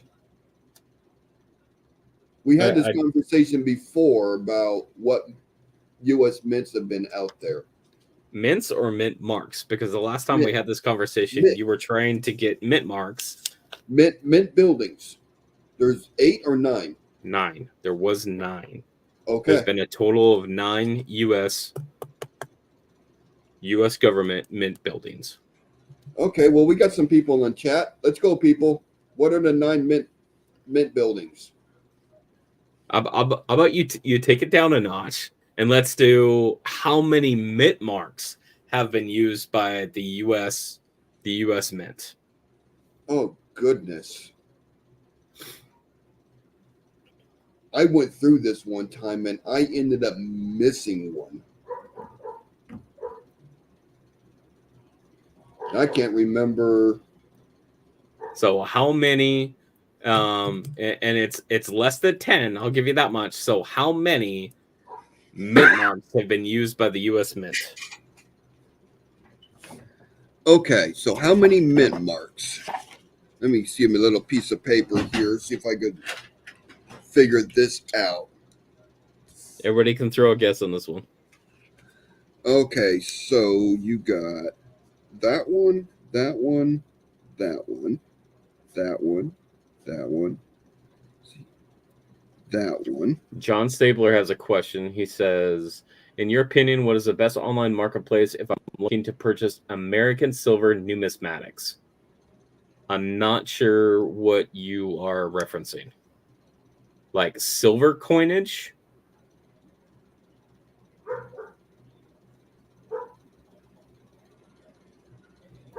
John, that is a mint building that gets missed a lot. Dahlonega. Yeah, that is one that gets. That one gets missed a lot. I came up with 7 mint marks. You're Which missing am I one. missing? Huh? You're missing one. Yeah. So there's 8 mint marks that have been used by the U.S. It's probably the same one I keep missing every time. Probably.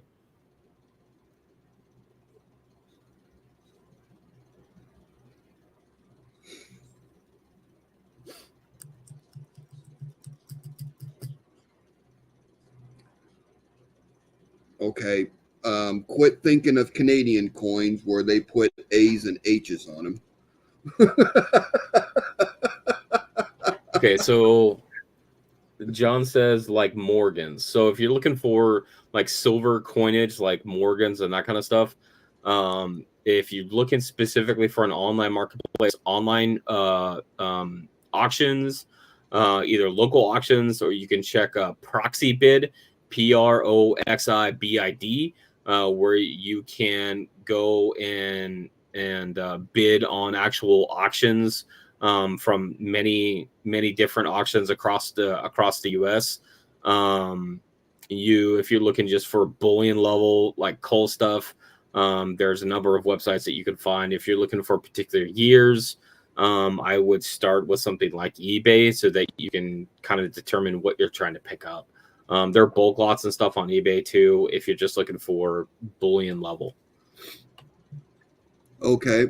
Yeah, I'm going through what people are putting down for the mint locations. So we got Philadelphia, Denver, San Francisco, West Point, Carson City, New Orleans. That word I can't pronounce. Dahlonega. Dahlonega, thank you.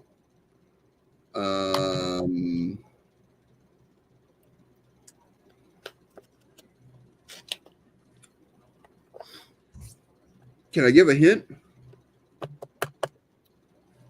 Can you get a hint? Yes, you can get a hint. No, can I give them a hint? Oh, can you give them a hint? Yes. Okay, there is another mint building that has a mint mark of C. Technically had. It doesn't exist anymore. Yeah, okay, had. My goodness. If you're going to be technical about it. Well, okay.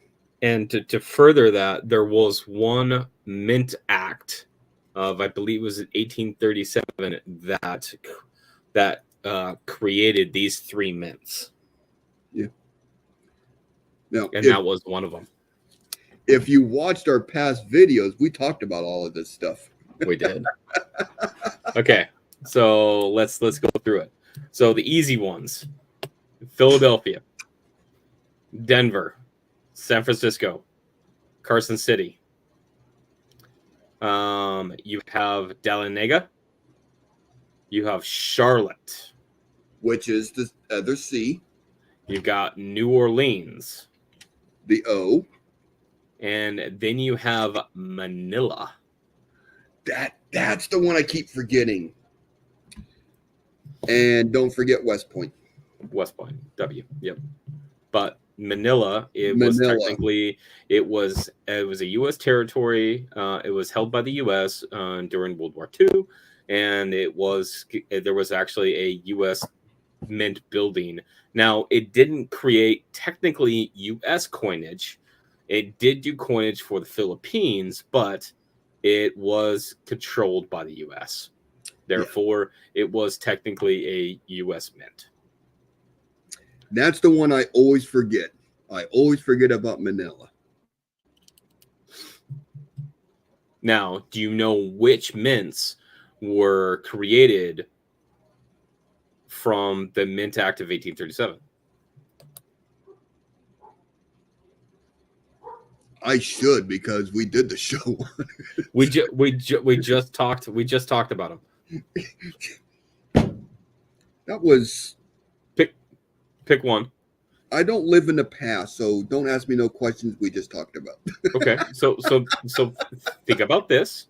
Okay, that was pre-Civil War. So okay, so that narrows it down. Okay, so it's going to be generally ones in that area. Yeah, so it is probably going to start with a C, or it's going to start with a D. Yeah. What's the third one?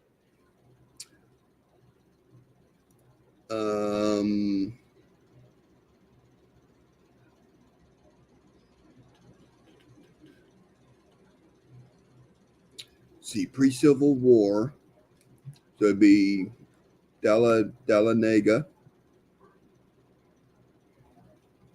Charlotte. Which one am I?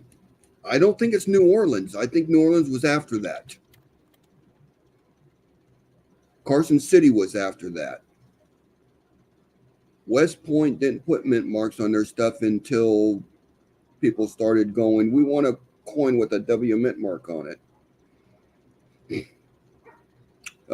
San Francisco was late 1800s. Denver was early 1900s. Philadelphia was early 1900s. Yeah. Okay. Charlotte, Carson. The only thing left is New Orleans, but I'm thinking New Orleans was after that. Oh, New Orleans got shut down during the Civil War. New Orleans. That's right. I was looking for my reference. I do believe you're correct, though. Yeah. Yeah, because Dahlonega, Charlotte, and New Orleans got shut down during the Civil War. Let me see if I can find my. I'm gonna go get more coffee. I'll be back. That took a lot of brain cells. That was definitely worth it. What, watching the smoke come out of my ears, trying to figure it out? I mean, yeah.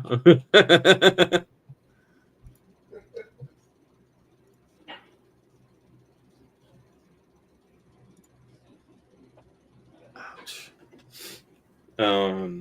So I actually had found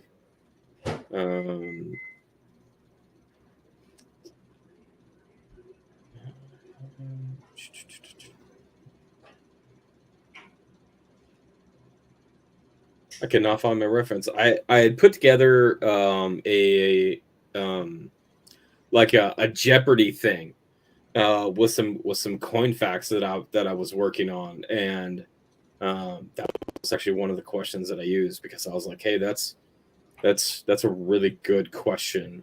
I was just about ready to ask you if you wanted to plug the Jeopardy thing and see what people we got in chat think of it. We're going to do it anyway, so. Yeah, so one of the things that I've been working on kind of in the background is coin or numismatic Jeopardy. So I have an entire board ready to go. So I would like to do Coin Jeopardy one of these nights. So if you're interested in playing the game, let me know because it's I'm gonna have to have like 2 or 3 people be the participants of Coin Jeopardy. So yeah, I kind of have an idea of how it's gonna work out, but I don't know. It's just something I came across.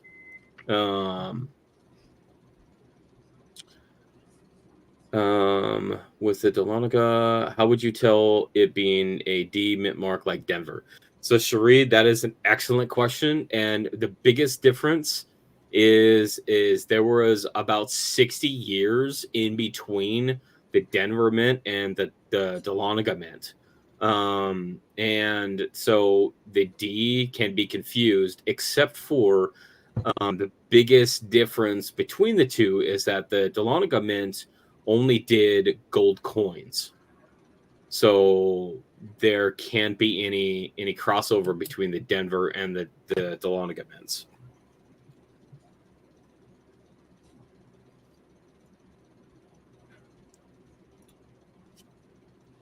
Yep. CJ and I, we kind of know stuff. But we learned a lot doing the shows because we're researching the history of everything. So we're picking this stuff kind of up. And the history of coinage from post and pre-Civil War eras, is just phenomenal. Okay, so it was the Mint Act of 1835. I apologize, I got that wrong. I'm dumb. But it was New Orleans, Charlotte, and Dahlonega. Those are the 3 acts. Those are the 3 mints that were created by the Act of 1835, and all 3 of those had started out just on basically gold coins, with the exception of, I believe, New Orleans that did gold and silver coins. Yes, New Orleans did both.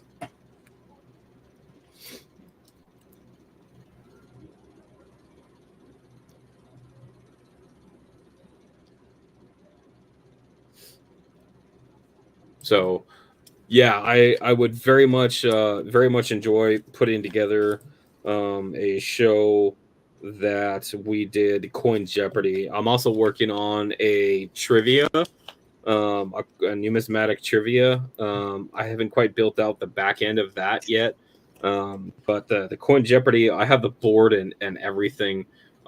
It's wild. I kind of have a little bit of trouble putting it together because I didn't know like how deep that I needed to go down the rabbit hole when it came to that particular category. But I think I'm going to build probably a couple of boards just to have ideally, I don't know, maybe a couple of shows a month that is just Coin Jeopardy.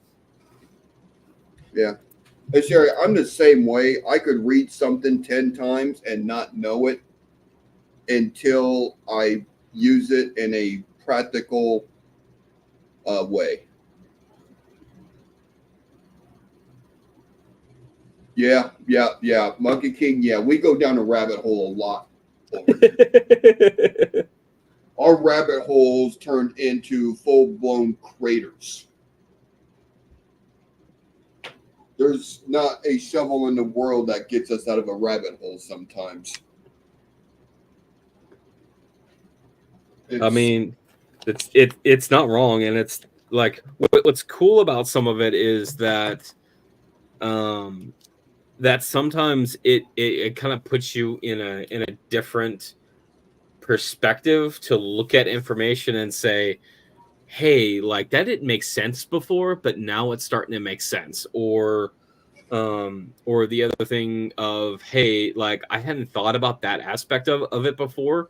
Like, why did it happen like that? Like the first steam powered coin presses, came out in 1904. No, earlier than that. But 90, there was some 97, I think. No, I think it was earlier than that. I think it was in the 30s, 1830s. But what I was trying to think of is that there was some new coin presses that were going to a mint building. I want to say it was Philadelphia, or maybe it was Denver, that they were slated to go to this brand new mint building, but they went to the Louisiana Purchase Exposition first before they went to the actual mint building. Yeah. Hey, Rise. Thank you for stopping by, man.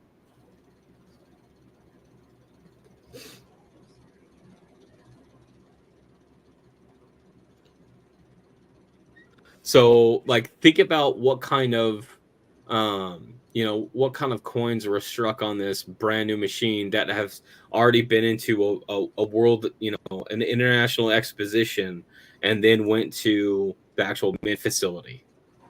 Like, that's kind of cool.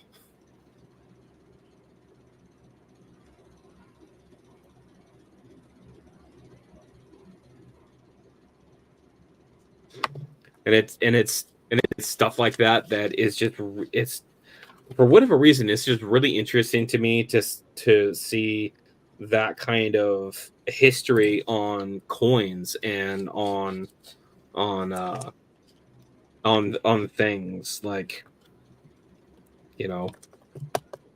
just the more history. I don't know what it is about it, but it's fun. It's fun to get a glimpse of the past, and to look at all the mint buildings, and find out that the first ye old mint building in which was Philadelphia, like it started out as basically a single floor building, and the vaults were in the basement, and they had to have another building adjacent to that behind it, that was basically the smelting building, and it had horses going in circles, running the the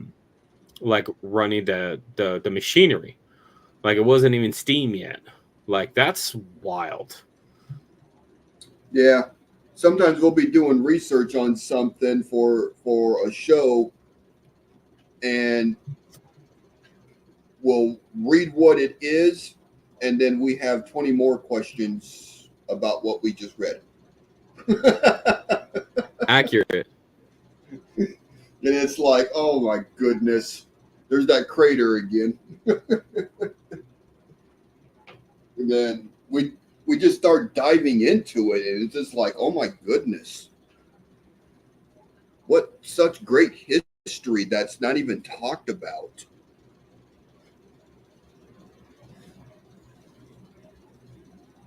It's really exciting to us. Well, and the information is out there. That is just like, but the thing is like I was talking about earlier, is that it's in a book somewhere. It's in a book, or it's on a website. Like, there are no, I can't say there are no, because maybe I just haven't seen them. But there isn't a lot of videos that talk about this, because people like do consume knowledge differently. Like, I can read through a book, and like after I'm done, like I don't remember anything. Like, I'm bad like that.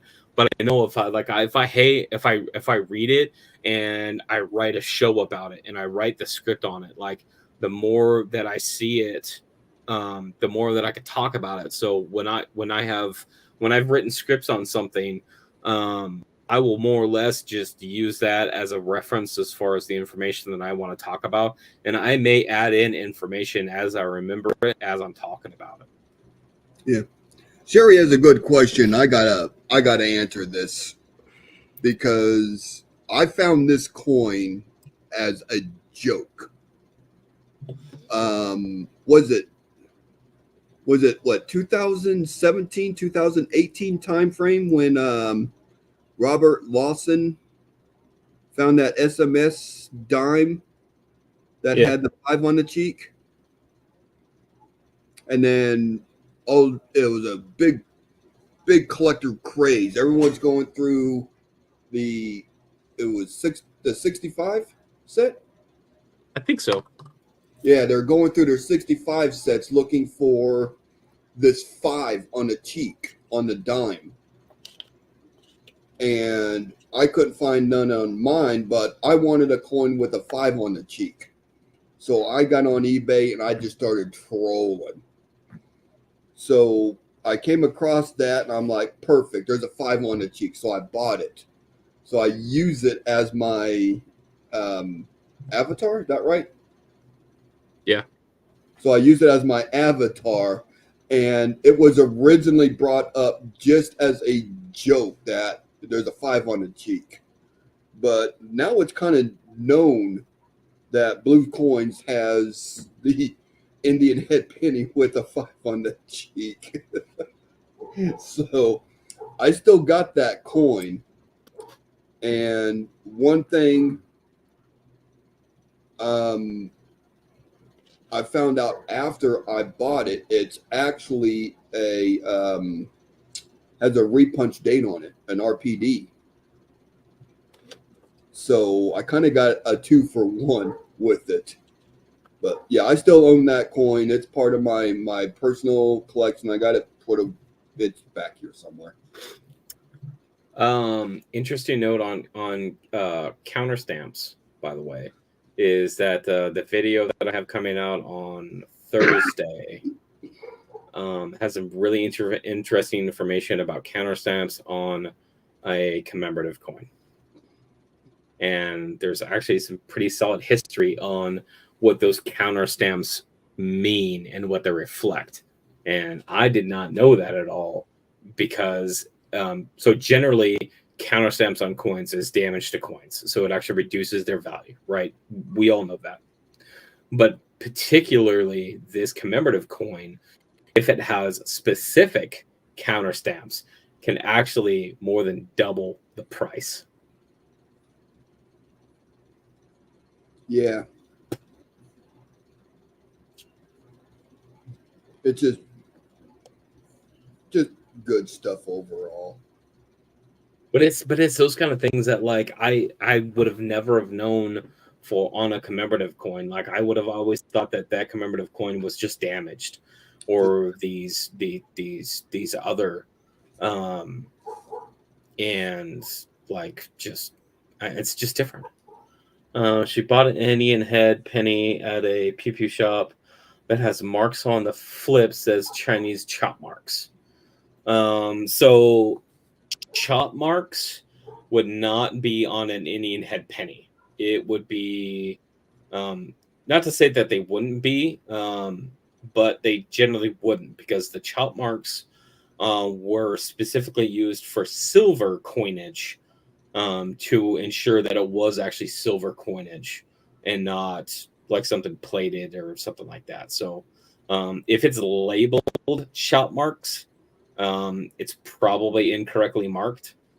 Now there could be counter stamps on it, which is something else, but specifically chop marks, that was designated specifically for silver coins. Yeah.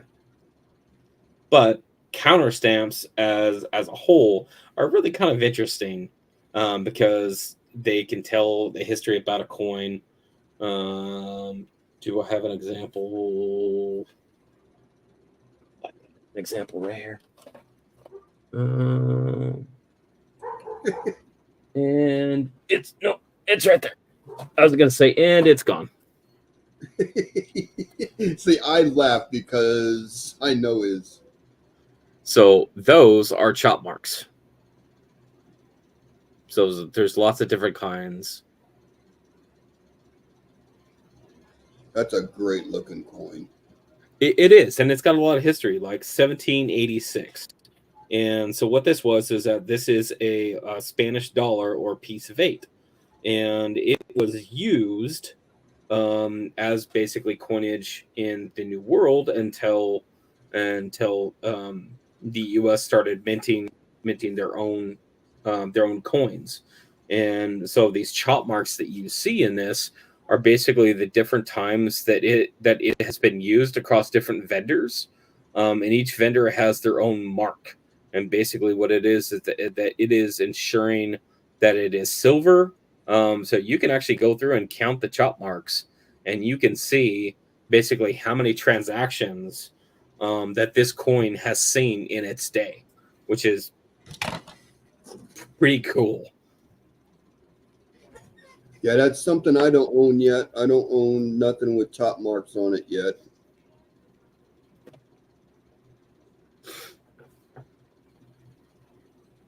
These are relatively easy to cost effective to pick up. These only cost like $60 or something, like 60 to $80. So they're I would say equivalent to like a mid-grade Morgan is what I would equivalent to. So if you can afford one of those, you can afford one of these. It's just a cool piece in your numismatic bucket per se, as far as some of the history on coins. Yeah. There's stuff CJ has that I wish I had. There's stuff I had that CJ wish he had. It was what, last month or a month and a half ago we were talking about what, graded coins, and I went through my and I just happened to have a stack of graded 1950 nickels. So I just picked out a real nice one, and I just sent it to him. I'm like, here you go. Yeah, because I only had one other 1950D, and it was the one that I found in circulation while putting together my book. So that was the only 1950 that I had until he sent me one, which I'm super grateful for. And also, it's a recourse of Blues's mismanagement and organization to realize that he actually had 6 of them. I'm not saying that's wrong, but you had to bring it up, so I need to tell the story. Please do. I ended up with so many of them because I didn't remember that I bought them. So when I went to the shows, I'm like, oh, there's a really solid deal on a 1950. I need that for my collection. So I buy it and I bring it home and I'm like, oh, I already got 3 of those. And then a month later, I'd go to a show and see another solid deal on a 1950. I'm like, oh, I need that for my collection. I don't own any. I buy it, bring it home. Oh, well, now I got 4 of them. Didn't you get some online too? Yeah, I bought some on eBay too. Like he's like, hey, I need that one for my collection, and then not even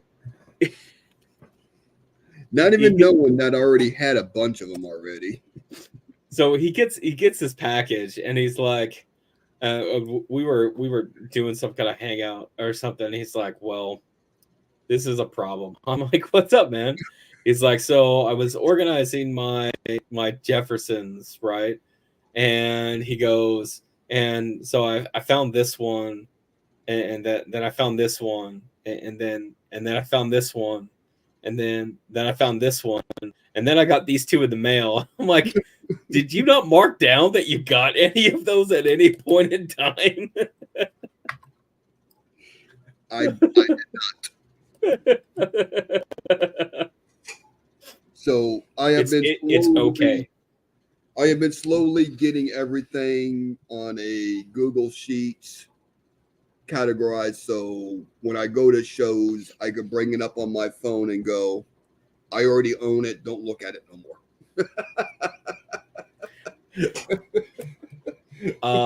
I second Cherie's comment that it's time for a tattoo. Be like, hey, I already got that one. Don't get any more of those. Yeah.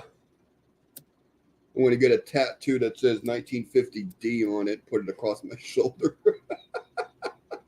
No, just right on the back of your hand right here. Just 1950D Buffalo. Yeah, Or across the back of the hand. Jefferson.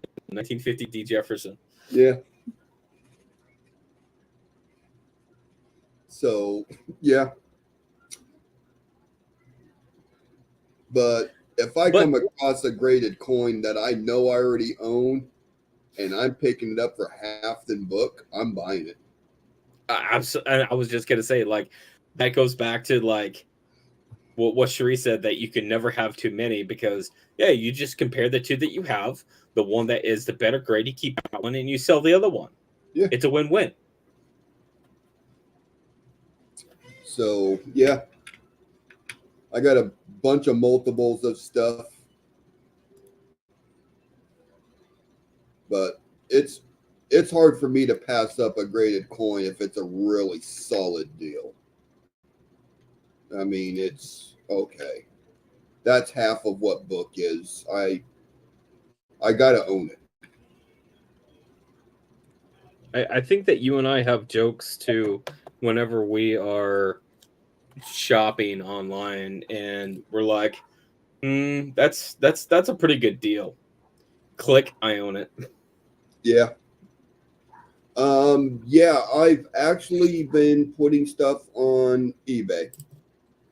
I'm not selling a lot of stuff, but I've been trying to put stuff on eBay, and then that money is just being put into savings for projects. Because I got some stuff I'm saving money up for that's going to cost money. So for me to have that kind of stuff, I got to save for it.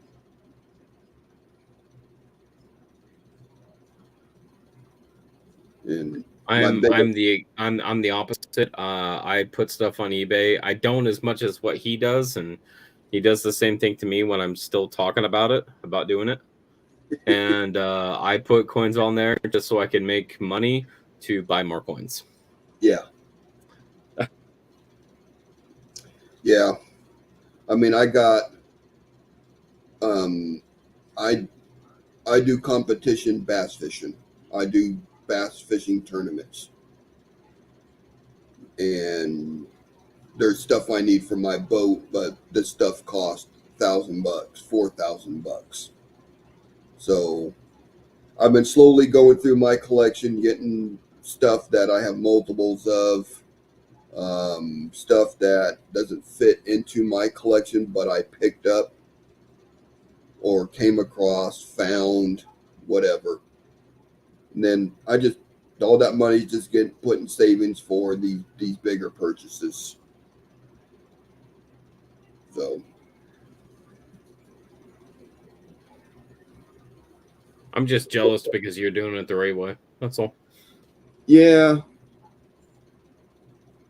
Well, the next big thing I got to get from my boat's going to be $4,100.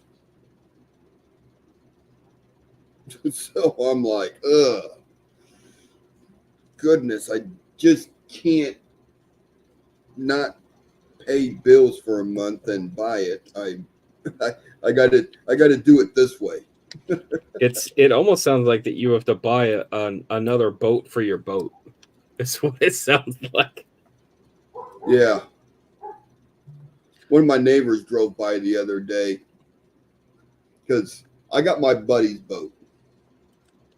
He lives so far out in the country, he just keeps his boat at my house because he's my doubles partner in tournaments when we fish doubles. So he keeps his boat at my house. Well, I own 2 trucks, so I had his boat hooked up to one truck and my boat hooked up to the other. And my neighbor came around and goes, "How many boats and trucks do you need? You're like, enough? I need all of them. Yeah, all of them. I need all of them. So, no lies detected. yeah.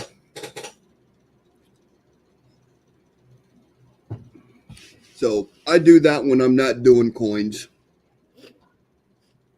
I got a lot of collector stuff that I do that are not coins because y'all know, I mean, I basically disappeared off of YouTube for a couple years. I did too. I mean, I just got burned out on coin. I did not look at a coin for almost 2 years. So I got burned out. I was doing coins every night. I just got too much. So I just left. And been slowly working my way back into it. Well, and that's one thing that we have talked about. What's going on, Cajun? Kind of for years. What's up, Cajun? That we've talked about for years is that, like, number one, like, that's the benefit of this hobby is that, hey, like, you're just overwhelmed. That's cool. Like, you can step away from it and come back. Like, it's not going anywhere. Take time off that you need and then come back to it. Yeah. And I did, and now I'm getting into it pretty full time again. I got another love for it. So keeps my mind busy. It keeps me doing stuff. Yeah. And that's what I like about it is that it just like it feels good for my brain because it feels like that I'm doing something. 1920s.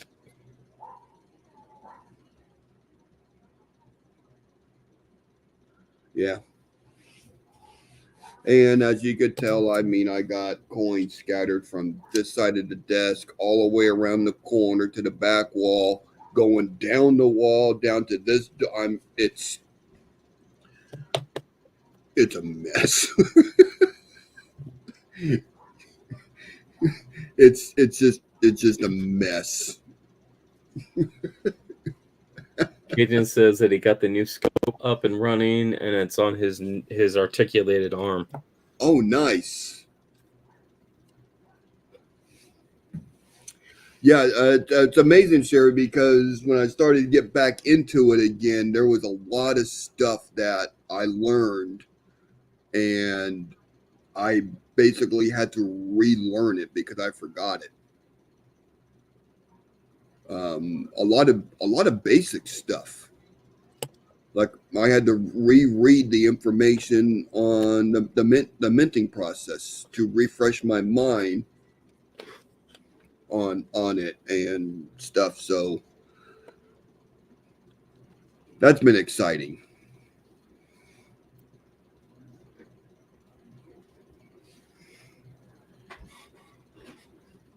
Yep.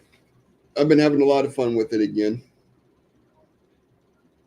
Yeah, and I think there's definitely like so I disappeared for about 3 years due to just the level of work that I was doing. I was working 16 to 18 hours a day. It was rough for a long time. And I kind of just disappeared off the face of the earth for a lot of things, and that includes all of my YouTube stuff. So back in, I think, August of this year, July of this year, I was like, I want to get back into it. And, and I found I guess like I found the therapy that is coin therapy, going through coins, finding stuff, researching, doing videos. And that's how I came up with, the videos for the U.S. commemorative series. I have this book that has all of this information and all this information that's out there, but there's no videos on U.S. commemoratives anywhere that I can find. And there's not a lot of coin channels that are doing a lot of in-depth knowledge on particular coins. There are some channels that are doing some general knowledge, and that's fine. But I wanted whack all level 2 stuff. You know, what's the level 2 stuff, the deeper stuff, the actual history behind the coins, and where they came from and how they came to be. You know, and in particular things that drove them to be, you know, to be existing. Like, it's really interesting. Like, there was a coin that I was looking at on eBay the other night. I'm like, I know what this is, and I can't even pronounce it. But it was like a precursor to the Flying Eagle, and it was in 1856, and it was a privately issued 1 cent coin out of a pharmacy in New York. And the guy actually took it to basically Congress and said, basically like, hey, I want to present this as being the new 1 cent coin.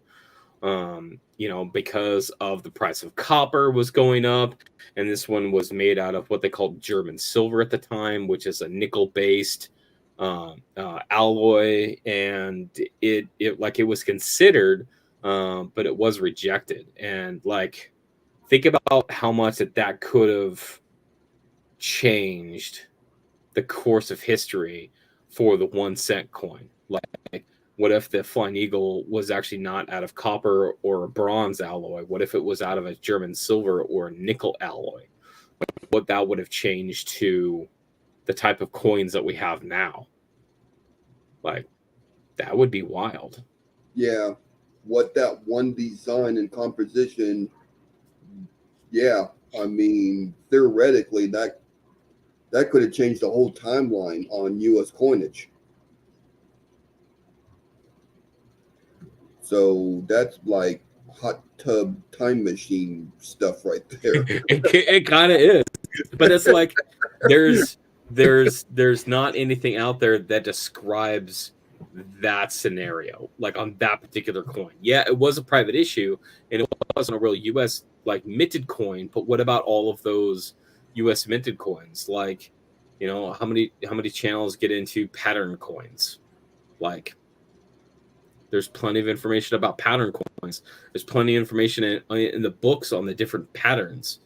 You know, the Judd scale and all of that. Like, there's so much history that I feel like needs to be made into videos. So one, people can look that information up so it's not lost, because there are so much of this old data and stuff that is in books that once it's gone from the books and the books don't exist anymore, then that information is lost.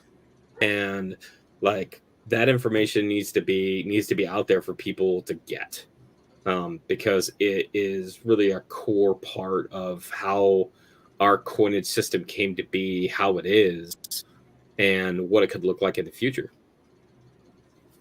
Yeah. Sorry, that was really deep. That was like soapbox level deep. I mean, no, because I mean, this is stuff that you and we talk about a lot, just doing a hangout. Yeah. And we're taking that information and then we're like, okay, that could be a really solid show. So we'll write down the notes. Yep. Okay. Possible show subject. So, which I have an entire Google Doc about just different show ideas, and I put little pieces and stuff in there so that we can talk about what we're going to do. And it's, you know, it could be something that that gets sparked up from, you know, another show that we did or some information that we came across, and it's like, hey, like, you know, like our show on the U.S. mints. Like, that came up because I was talking about the different mints that have existed. I'm like, hey, there's really nothing, any kind of history on how the mints came to be, like all the different buildings and all of that. Like, we should do a show on the mints. And all of that information started from really basic levels of information from books, but also let me find it. 1 second. Where'd it go? Where'd it go? It's in here somewhere. Stand by. Stand by. Stand by. Stand by. Oh. Red Book, right? Yeah. Mints and mint marks right there. Well, take that. That's just an overview. And right down here, it talks about Manila in the Philippines, by the way. And so take this information and make a video about it. Yeah. Like, you know how many video ideas that you can get out of books? Like, I have this one right here, my commemorative. Like, think of every single U.S. commemorative silver coin, not the modern ones, but the pre ones. Like, there could be a video on every single one of those, and that's what I'm working on. Is that I have a show so far on every single coin. I'm up to 1925. Yeah. I mean, I'm not going to get into specific topics, but we got plans for shows coming up. And once that show is done, it opens up another 3 or 4 shows that kind of go off of that subject matter. Yep. And then that's basically kind of like the opening of something, and then we're going to dive more deep into it, 2 or 3 shows into it. Yeah, it's basically like it's a series or it's a mini series of shows on that topic. Like, we'll talk about an intro to a topic, and then we'll have a show that talks about 3 or 4 subsections of that. Another show that talks about 3 or 4 subsections of that. Because, like, there's a lot of information and you can't just cram it into one show. Yeah. Sherry said she's got the red and blue. Okay, here's a good question for you all. What's the difference between the red and the blue book? Not you, CJ.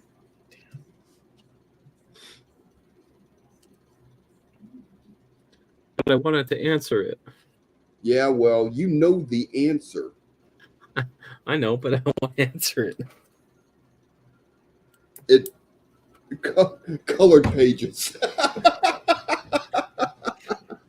Ding ding winner. Sherry says red book is more about values. Kinda.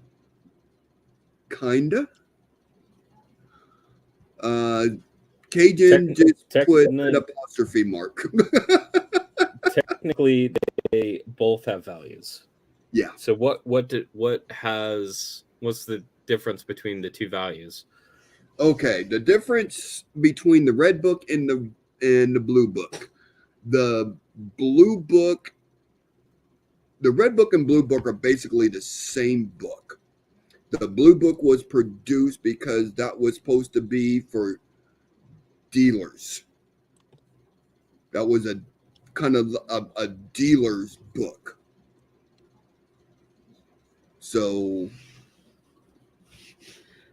but both books have the same information. The blue books were more of a dealer's book. So your pricing in there is more geared towards wholesale pricing versus market pricing. Yeah. But you don't look at the red book or blue book for pricing. No, you use your other options. Yeah. So interesting. Half the people I've asked that question to knew the answer. The other half didn't, but they had a pretty good kind of idea. Okay, I'm gonna throw this one out since you brought that up. Did you know that the old red books, depending on what year and what volume they are actually worth money? Yes. And they can But be I don't know. cherry picked. But I don't know which ones are. But I know there's certain ones out there that will hold a premium.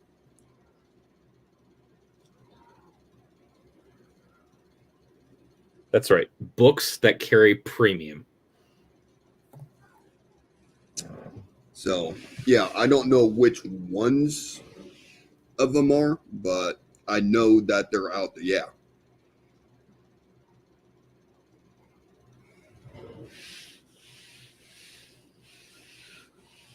I found that out and I was like, wait a minute, what?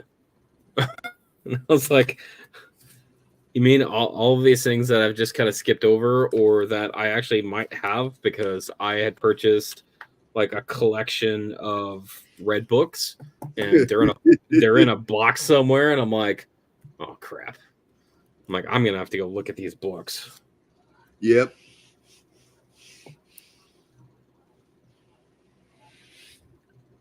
Yeah, it's amazing that something as simple as a book that you could find at a garage sale or pick up in a Goodwill for $1 could actually have a $30-$40 resale on it because it's a specific. It's not wet. It's a wet book, and wet books are worth more money because there's water content in them, and water is very precious. Oh, jeez. Oh, good Lord.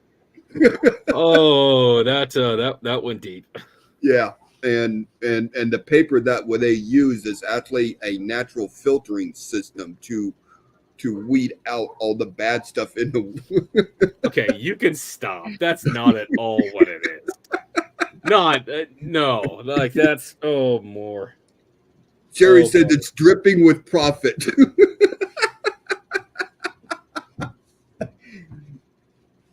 I mean, technically, she's not wrong. She's more right than I was. And that's how stories start. But Blues told me that my book was worth X amount of dollars. Yeah. It's like, no, that's not what he said. I soaked it in water for 3 days and I got an extra $17 for it on eBay because it was a wet book. Oh, that's too good, man. That's yeah. Do wet books smell like what? No, they don't. I got 4 dogs, and when they get wet, it's their own little smell that is just wrong. I got them outside right now because if they were inside, they would want to do their little game of in and out. I want to be inside. I want to be outside. I want to be inside. I want to be out. And all I do is just run back and forth. I like Cherie's comment. This one time on CJ's channel. Yes. Oh yeah. That goes back to and the funny thing is that you can actually say that now for a lot of things. This one time on CJ's channel, they were talking about insert whatever subject because we've probably talked about it at one point in time. Yeah. Where was I going before I got on specific? Dude, I don't know where you were going. I don't know. I got on the soapbox and I just ran. Right off the box because you totally forgot what you were doing. Yeah, I tripped 17 times on my way down. The story just got better and better and better as I went on. And that's how my mind works. Pretty soon you were going up hills both ways in the snow, carrying coin to the coin shop. Yeah, Jerry said I had a squirrel moment. Yes, I did. Yeah, I'm a pretty good storyteller. Were you talking about specific books or specific dates of books? We're talking about that because I know we're talking about Red Book. Yep. Certain Red Books will hold a premium. Oh, that's right, because I was going to say I did not know the specific ones. Oh, the specific years. Okay. And I said Pacific, and that started the crater. Nice. Nice. Yeah. Oh, I'm sorry, Cherie. I forgot barefoot. Uphill both ways in the snow, barefoot to take the coin to the coin shop. No. Check. No. You only had one shoe, and you had to hop on that foot until that foot got tired, and then you put the shoe on your other foot and hopped on that one until that one got tired.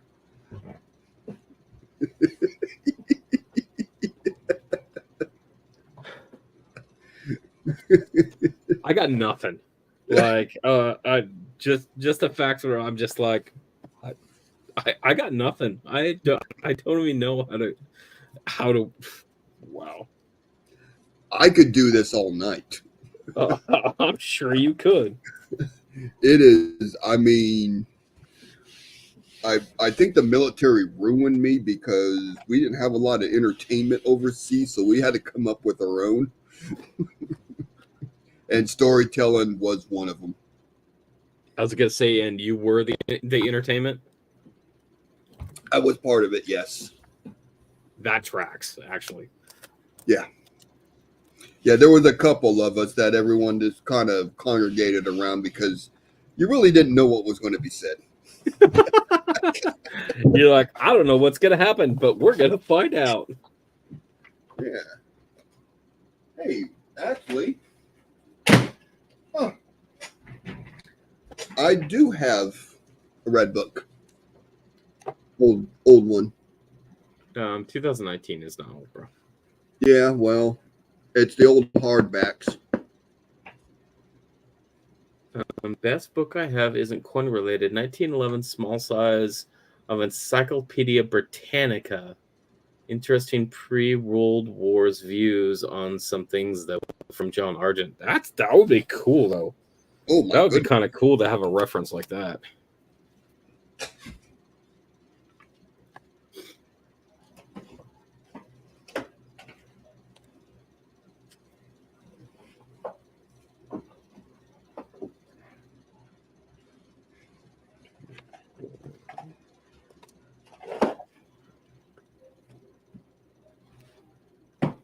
Cajun says, heck yeah, we had pet rocks in the 70s. Yeah, yes. What a craze that was. Oh my God. Unbelievable. The guy that came up with that made millions selling rocks with happy faces on them.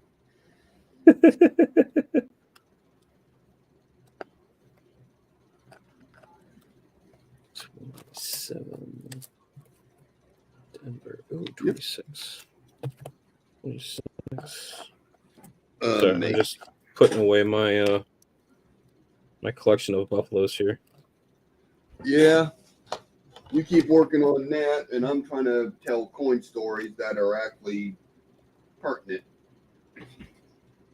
Ouch. That was a little bit cold. Well, no, because I got on my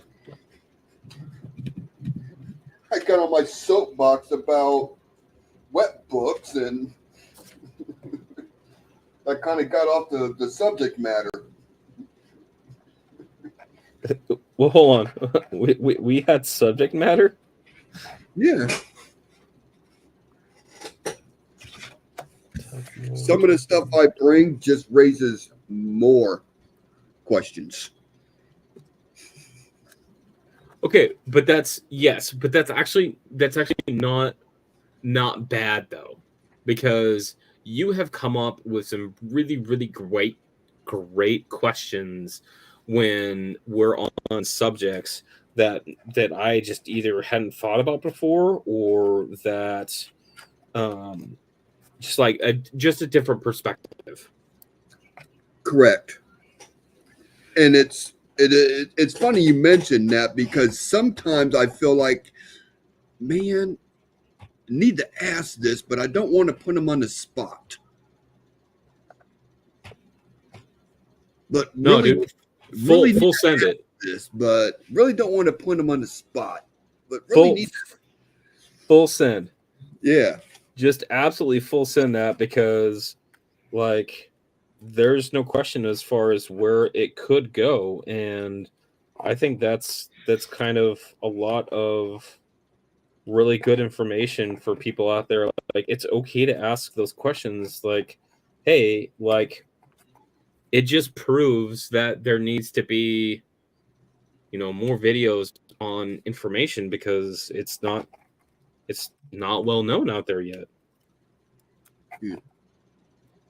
Yeah, the dumbest question ever asked is not asking it in the first place.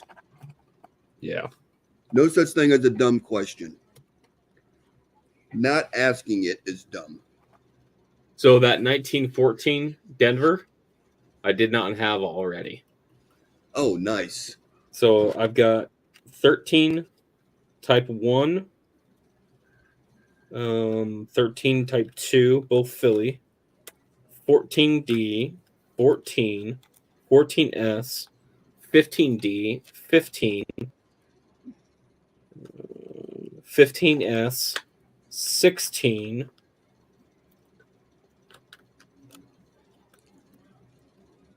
You got a lot. S.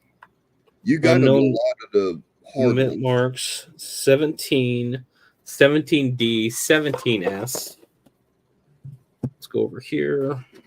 Yeah, because once you get up to about 22, 23, 1922, 1923, then the D and S mint marks are more common. It actually might be 25 or 1925, 1926, somewhere in the 20s. So they became really common. 18 Philly, 18S, 19D, 19, 19S. She has holes in her dance clothes for those. Well, if you want acid date, 20D, 20, 20S. So I have almost a full set there. And then I'll go to 23, 23S, 24, 25, 25S, 26, 27. Yeah, you got all the hard ones, or the more ones that are more difficult to come across. 28D, 28, 29, 29. And those are all acid date.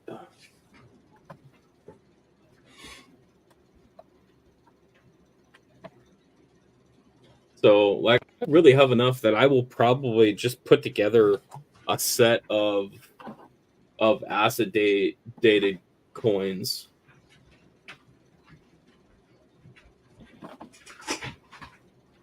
For the Buffaloes.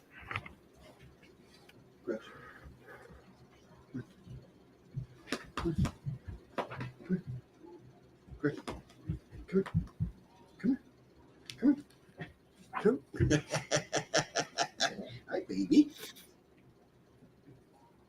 Look at. It's my coin button.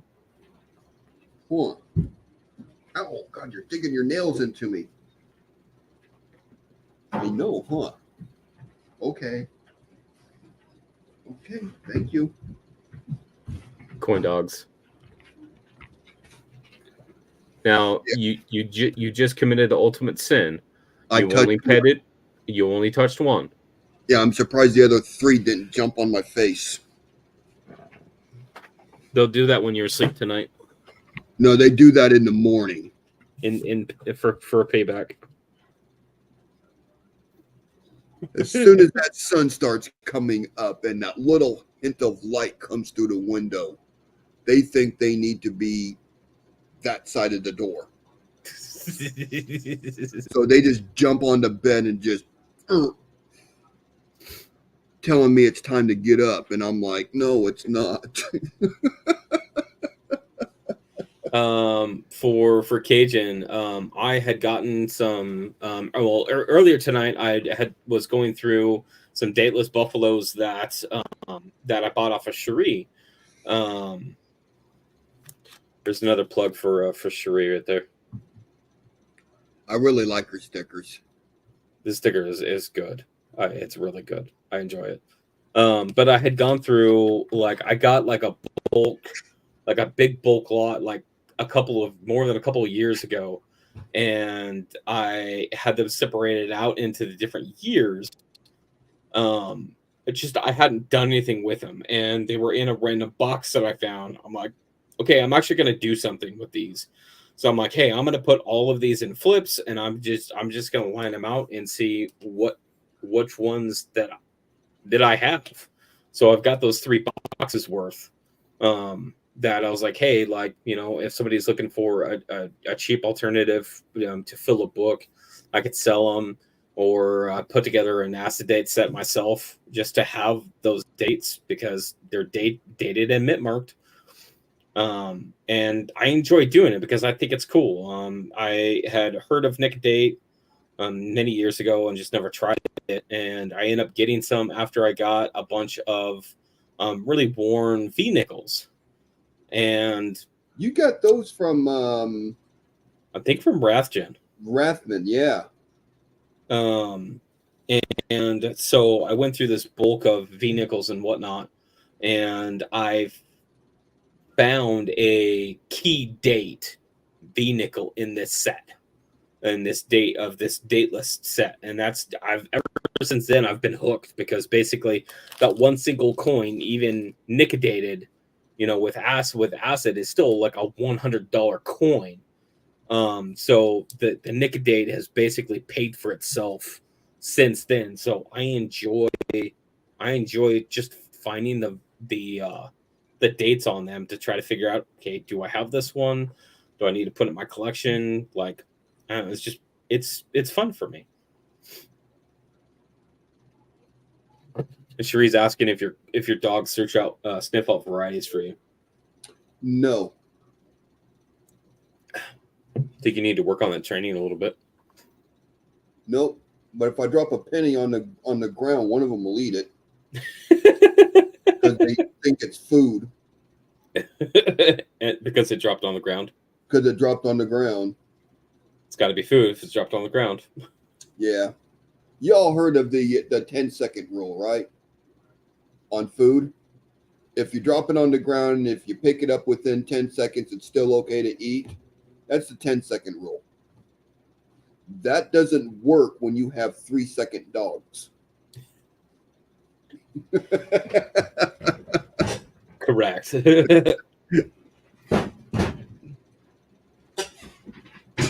No, that would be kind of cool, though, if I could just show them a coin and they go, oh, that's an RPM.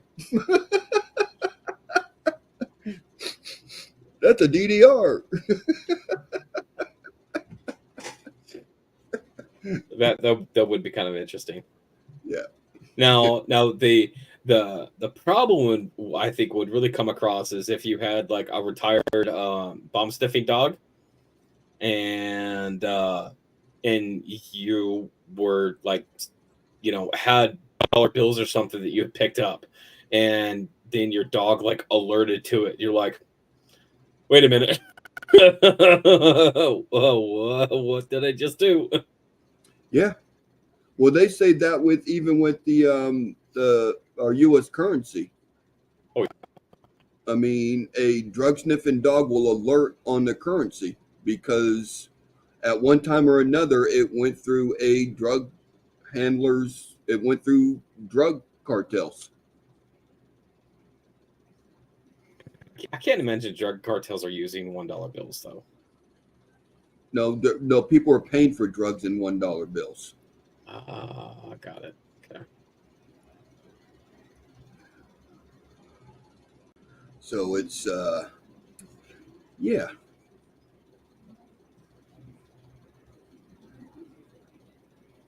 It's amazing.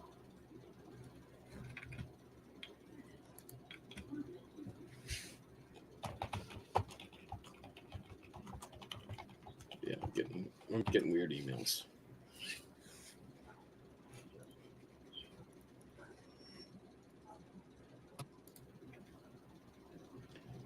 Nearly all notes have drugs on them. Yeah. Yeah. Be kind of neat. Walk through a park and they're like, there's a silver quarter underneath the ground. That would be cool though. Dig here, there's gold. For real though. That would be great. Wouldn't need a metal detector. Just go play fetch with your dog. Right?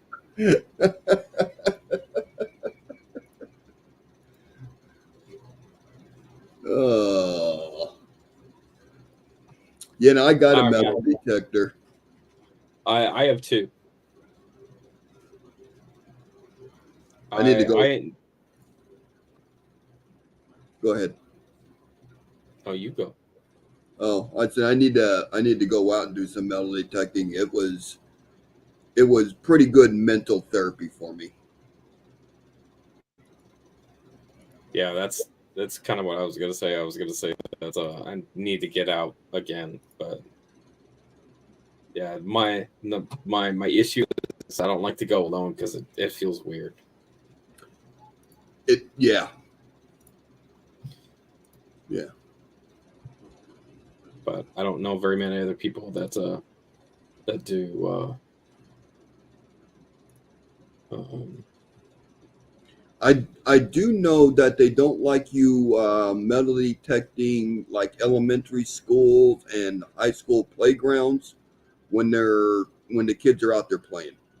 Yeah, no, very much no. That's ooh. Yeah. Ooh. That'd be rough. That's a little bit rough, yeah. Now I have found some decent change in playgrounds. Yeah. Not anything silver or anything, but some decent coins. Like it's it's more or less, it's not guaranteed, but it kind of is.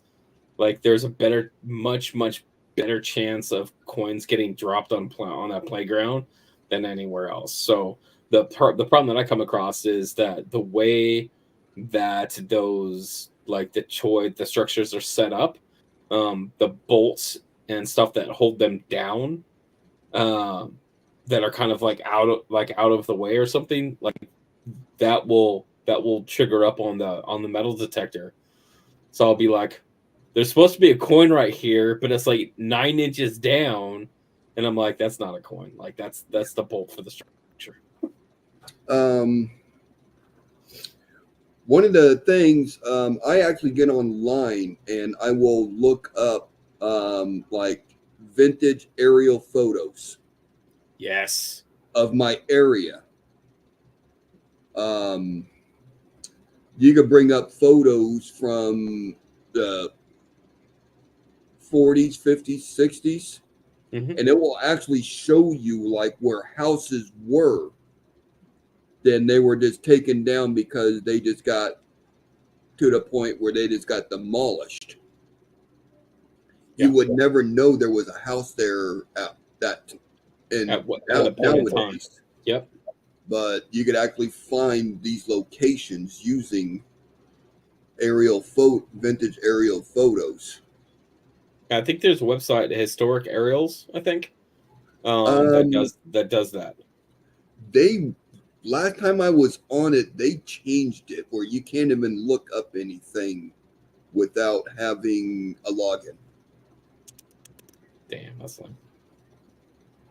One thing I did do though, that I actually used Google for, Google Maps specifically, is so out on the family farm in Montana, right? Is I went through some of the back roads, and I used markers, and I marked all of the locations of old buildings that are still out there.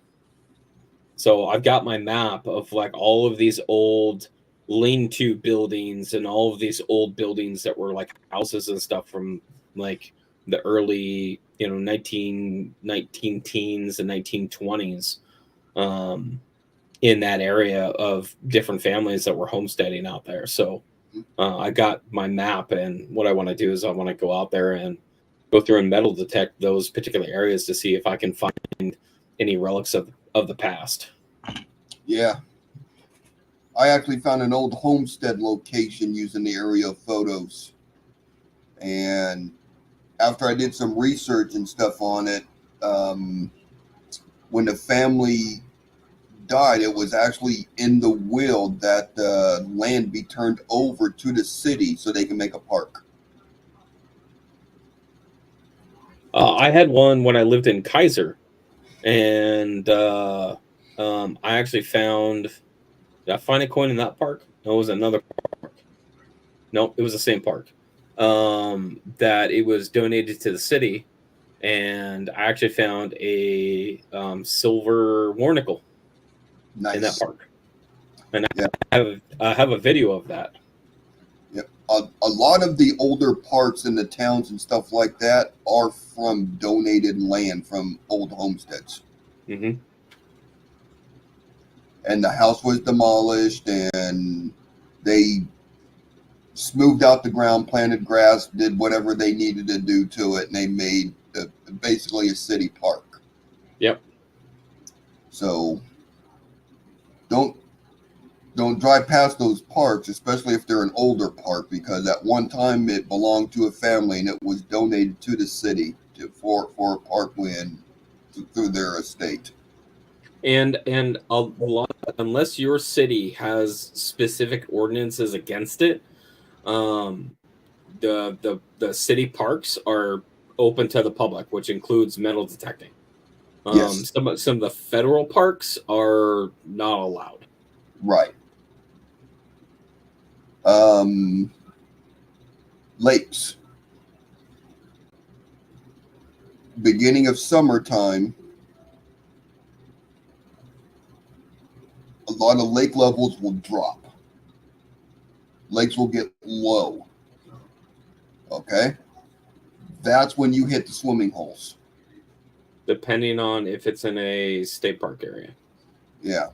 We got a lot of lakes up here that, 30, 40 feet of land opened up from where the water level was supposed to be because the water was that low. And that's where everyone was swimming, and you hit those things as hard as you can. It's hard to do it when the lake levels are up because it's 2 foot, 3 foot of water. You could get a. I also want to go to the beach. There's some areas on the beach that I would like to do, but the beach area, just the content of like the sand and stuff, is really particular with some metal detectors. But I would like to go to the beach and do stuff there and see if you could find any coins or, silverware or whatever, buttons or whatever, because like that would be a really cool history piece. The Garrett 300 is a good one for doing waterways. Okay. I'll have to look at that one. I've got a whites right now. Yeah, I don't know much about the whites. I run a Garrett 250. The whites is an Oregon. It came out of Oregon, Right. but it's a very, very popular brand. It came out of Salem, didn't it? I don't know if it came out of Salem, but I know it came out of Oregon. I want to say the whites that I've seen, it says Salem, or I could be totally wrong. Yeah. Yeah, the Garrett 300 is a good, cost-effective metal detector that's good for doing shorelines, 1 foot of water, stuff like that. As long as you don't dip the control box underneath the water, you'll be fine with it. Sweet Home, Oregon. Okay, so I was half right because I had the S right. You did. So Sweet Home is about 30. It's about 35 minutes south. Yeah.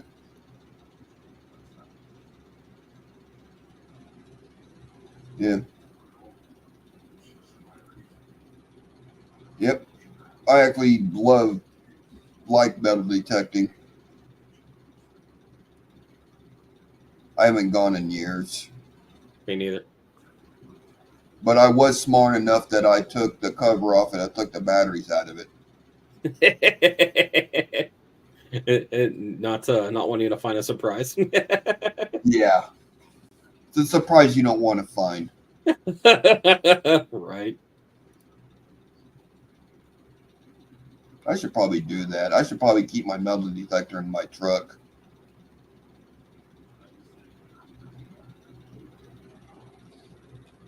I've been working out in my shop the last 2 days. Maybe I'll go out and do something tomorrow.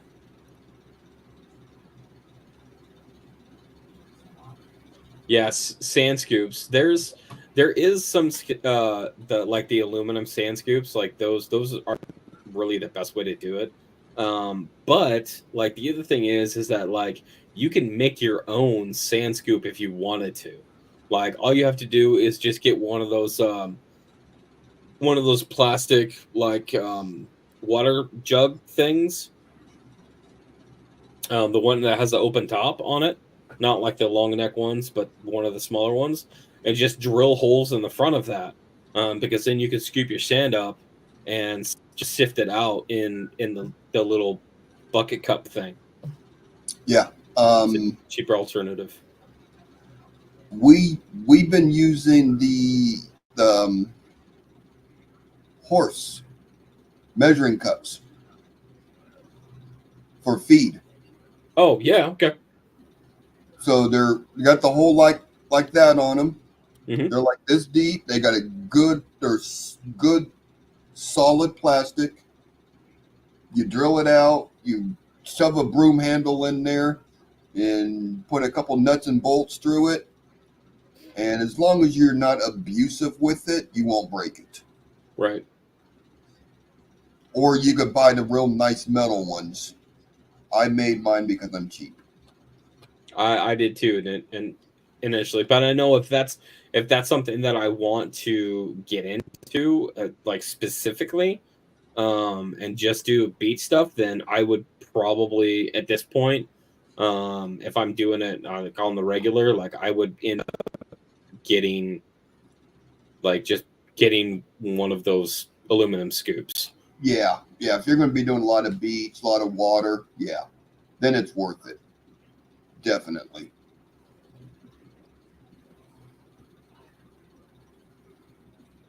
So, fun stuff. And we talked about a lot of stuff tonight, didn't we? We went down a couple of rabbit holes. But oh, yeah, I sure did. Oh no, we did. We definitely went down a couple.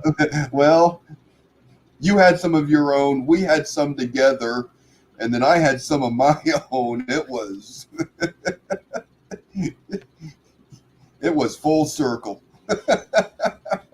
Full send. That's where to go. Full send. Yeah. All right. I'm gonna go ahead and call it a night. I want to thank everybody for coming in tonight. Blues, of course, for hanging out with me.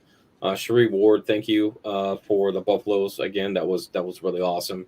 Really good price. So check out Cherie's stuff. Thank you to Monkey King Metals for coming in. Thank you for John Argent for coming in. KJ Coinhender for coming in. I appreciate all you guys coming in, and we'll see you guys around YouTube. And look for my videos coming out Thursday, Wednesdays, and Thursdays, and obviously Monday night that we talk about coins. And if you guys want to see anything else, just send me a message or put it in the comment section below. So thanks for coming, guys, and we'll see you next time. Thanks, everyone. Appreciate y'all.